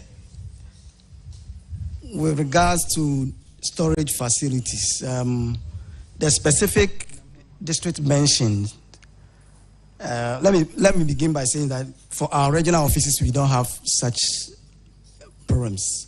Ho is... Yes, I agree. The municipal office in Ho. Exactly. So I amend that. Exactly. So the district concerned or mentioned, Ho West Adaklu in particular, at the time of the audit, they were housed or they were accommodated in some district assembly premises. But since then, we have had our own office, prefab offices for these two districts. So storage is no longer an issue at Adaklu and then Ho West. It's with Agotime Ziope, where we rent a facility. The space we concede is not too spacious though, but our effort is to get an office constructed, and so we've begun processing of that. As soon as we get funds for that, we've also, regarding some other renovations, we are in touch with AESL, which have gone round to assess all our facilities, and very soon, once we get our budget funds released, we will renovate all such facilities, and the storage issues will be over. Hey, Electoral Commission. Have you brought these interventions to the attention of the auditors? The areas that you've been able to remedy the situation? You have notified the auditors? Yes, please. Auditors, you can confirm that out of the listed districts where you noted absence of proper storage places, that it has been remedied respectfully. Mr. Chairman, the information have been provided and we can confirm that. Thank you. Chairman, that will be all. All right. That'll be all for you, but there are public interest questions. Honorable Vice Chairman will take the first one. Sorry. EC, you came out of NCC. You used to share an office space with them. You have moved out of there. But you are squeezing these people. You don't want to move your other stuff so that they occupy the whole building. Mr. Chairman, I don't know if the statement that the EC came out of the NCC premises, whether it's factual or... You came out of their premises. No, we don't know we came from the NCC. What? We didn't come from the NCC. We believe the NCC came from the EC. Thank you for correcting me, but you've moved out of their building. No, why can't you go? Let's make, I think NCC was here and they made the point that we are denying them the use of the premises. I think this point must be made very clear. When the commission moved, we didn't move out of the premises entirely. We still have some of our offices over there. And from after the 2020 elections, we were faced with some budgetary constraints. And we have a number of our district offices in Accra here. We're having challenges with renting premises for them. So as we speak now, about 6 of our districts in Accra, they are using that particular place. Our store office, the procurement inventory is also there. We had a plan to support the NCC. And Mr. Chairman, we also must make clear that for as long as I've been at the EC, for many years, the EC has been paying the water bills, the light bills, the garbage, everything for the NCC. So when we hear the NCC making the point that we are trying to deny them of, we were even taken aback because as we speak now, we are still paying all these things. Indeed, we had a plan to support, but because of the constraints, we also had to look at how to use some internal mechanism to be able to address our challenges. And we believe that in the future, when things improve, why not? Well, we see them as partners. Even in 2019, we printed posters for the NCC, for the local government elections. So we think that we are working in unison, but it's only unfortunate that because of the financial constraints, we had to adopt some measures. And as we speak now, the rooms are being used for our work. And you know, this year is an election year. If you go there, it's not a situation as if the places are empty, no one is doing anything, and we don't want to give to them. Thank you, Mr. Chairman. The conference rooms that you all share, we are told that you lock that place so they cannot have access to it. There are two conference rooms. One is the IPAC room, and one is the other conference room. The other conference room is, Chairman, the 2023 elections we did. The BVDs we use in the elections. That's the place we prepared them. And things are kept over there. For the IPAC room, we only go there when we have IPAC meetings. Once we don't have IPAC meetings, the place, and the IPAC meetings are usually held. I think this year we've only had 2 IPAC meetings. So for all the other days, that room has been there for the NCC. Any time they want to use it, it's readily available. Thank you, Mr. Chairman. Is the building for EC or for both?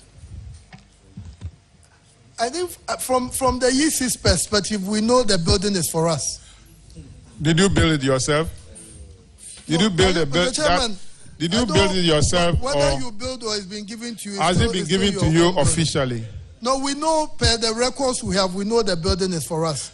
If the building wasn't for us, we wouldn't be paying garbage, electricity, water for all these years. We are still paying, and indeed, my director of administration tells me he's now going to write to NCC to even contribute something towards the light bill. So if indeed we have moved, then we wouldn't be doing that, Mr. Chairman. Thank you.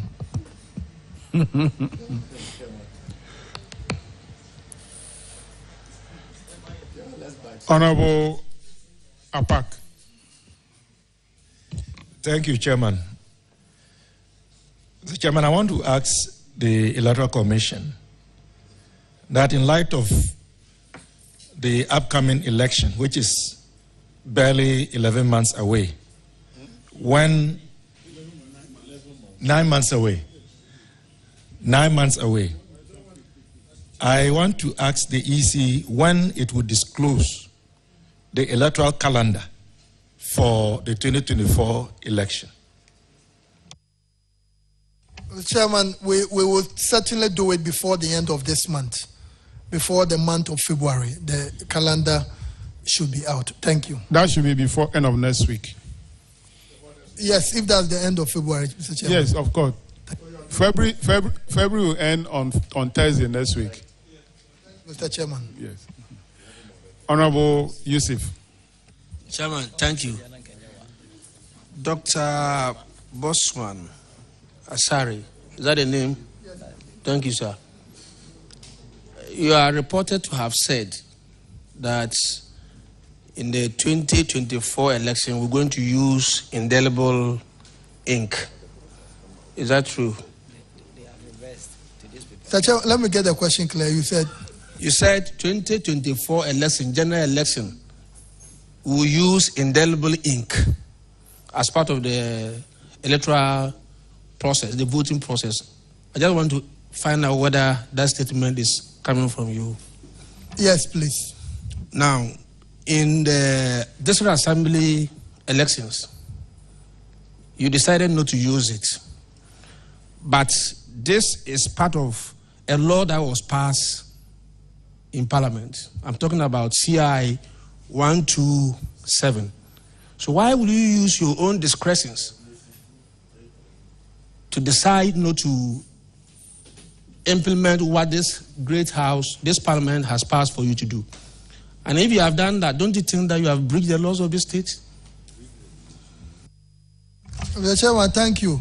I think last year the Commission issued a statement and said that based on what, although we have the CI 127 talking about the use of a mark after voting, the Commission said when you look at our verification process, then it defeats the idea of using the ink. That's the argument we made. And we've just said that we've had meetings with our parties, parliament, members of parliament have raised issues about that.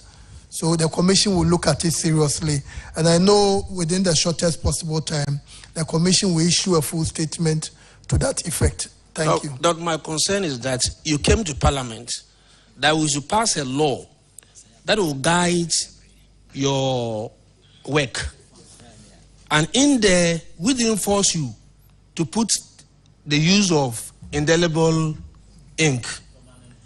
You brought it, we passed it. And we believe that that institution is a law-abiding institution. So we're surprised that you decided not to implement what you yourself asked us to approve. And in doing so, we believe that you have breached the law. And do you agree with me? I don't think we have breached the law, because when you look at, as I said, laws are made to guide activities, and there have been instances where laws have been made and you look at there could be some conflict in the law. So we were trying to make the point that when you look, the idea of verification being verified biometrically, once you do that and you go ahead to also give the person another indication or another mark, is clearly sending a signal that then perhaps that biometric technology you are using is faulty or defective. So we are trying to make the point that in a well-functioning system, technically when you say this is Honorable James Aveji, Honorable James Aveji has been verified. And the system has said that indeed. Add Kluche. Oh, make it James Kluche Aveji. If Honorable has gone through. There is another James Aveji sitting here. Okay. That's why I said you should add Kluche to it. So if indeed you want to use the mark again, but we've heard the argument, others are saying it sends a signal that indeed you have voted as you claim you have. So when you look at it from the technical explanation I'm giving, clearly we haven't breached the law. But if this is your opinion, I think we are okay with that. I want to put it to you. I'm not a lawyer, but I want to put it to you that you have breached the law. What prevented you from coming back to tell us that this is the conflict that we have identified? So rectify it for us legally. You didn't do that. You sat at your office and used your own discretion to do what you wanted. And I can tell you, if anybody had gone to court to challenge the outcome of the District Assembly election on the basis of this, would have been found wanting. Thank you. Honorable Yusuf, I don't even think that there is a conflict. There is no conflict in the CI. Dr. Bosman, you see, my position is this. The indelible ink, it is there for everybody to see. In fact, if I mark with the ink, all of us in this hall will know that I have voted, I have been marked.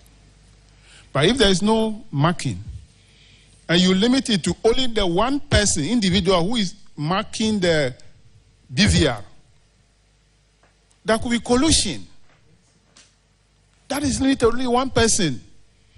You came to vote, you are not marked, you came again, you put the thing on the machine again and say, okay, you are passed, go and vote again. That is more dangerous. It's more dangerous. So the indelible ink is very, very important in addition to the BVR. That is my position. Yes. Mr. Chairman, I know, Mr. Chairman, when we had the elections in 2020, out of the almost 40 million people who voted, we had only about a figure of about 11,000 or so who didn't go through the biometric. That's the numbers reduced compared to previous one. So, Mr. Chairman, with the example you gave, what we are saying is this. The biometric technology, when you come to vote, it will identify you that you are the person who has come. Your name will be deleted that you have been verified, you have voted. So it's practically impossible for that same person to say that I'm going to do it again. That's why we are saying that if indeed that person can do it again, then that technology is not working. That's what the point we are trying to make. No, Doc, the technology can work very well. but the technology is being manned by human beings. I voted. I am not marked. I came back again to put my thumbprint again. The machine will reject me. But the guy there will approve me to go and vote. That is what we are talking about. Do you understand? Yes. It's human work. So they can be collusion and they will do it. But if you are marked, everybody there, our agents there will say, hey, this man has voted already. But if there is no mark, it is only that man who is by the machine who would decide whether the person should go again or not. Chairman, the concerns are well noted. Honorable Roxon. Chairman, thank you very much. Dr. Bosman, I wrote an official letter to your office regarding this matter. I'm certain that you are in receipt of that letter. Is that correct? Yes, please. I will be very grateful that I receive an official response to my concerns. That's one. Two, Dr. Bosman, you know that in the law, in CI 127 and CI 91, there are penal provisions, especially about double voting. And Parliament knows that it is possible for people to vote twice. That is why we provided that if you do that, it's an infraction. It's punishable by sentencing to jail or a fine or both. So your explanation that it is practically impossible for a person to vote twice is not tenable in law. That's second. Three, the instrument that you bring for us to approve, they are called regulations, is to regulate the work that you do. That is why, for instance, you have the mandate to compile a voters register. It is the regulation that says so. That is why commencing voting from 7 a.m. to 5 p.m. is also part of the regulations. That is why asking persons to be identified by a guarantor system, a national ID card, or a passport is also part of the regulations. So you do not do things according to your whims and caprices. It's the law that mandates you to do things in such orderly manner. So with your explanation, my fear is that tomorrow you can wake up and say that we will no longer compile voters register. Anybody who is of 18 years should just line up on a voting day and go and vote. Because in your opinion, we can determine who is 18 years. Yes, by your logic. So we pray you, if you think that there are problems in the law, revise the instrument and come back and let's deal with it. But if you place your own interpretation, this DLE, I look at the cost. I was going to go to the Supreme Court, irrespective of the outcome. But it brings anxiety because we expended so much money. The non-use of the indelible ink is such a blot. The indelible ink is such an authentic part of the process that we cannot do away with it. So please, we are in this together. So when we share the ideas, we pray that you listen to us in good faith. Then we can, if it's about improving the system, we are ready to improve it. But don't let us do things that will take us back. I thank you. I'll still wait for that, my formal response. Thank you. The Chairman, thank you. We've taken an electoral notice of everything. Well, thank you very much. I have another one. Dr. Bosman, I have another one. The BVR machines, they are loaded with the data per constituency or per electoral area, isn't it? Yes, please. So it's possible that Ketunov BVR machine is not linked to the main database of YESI.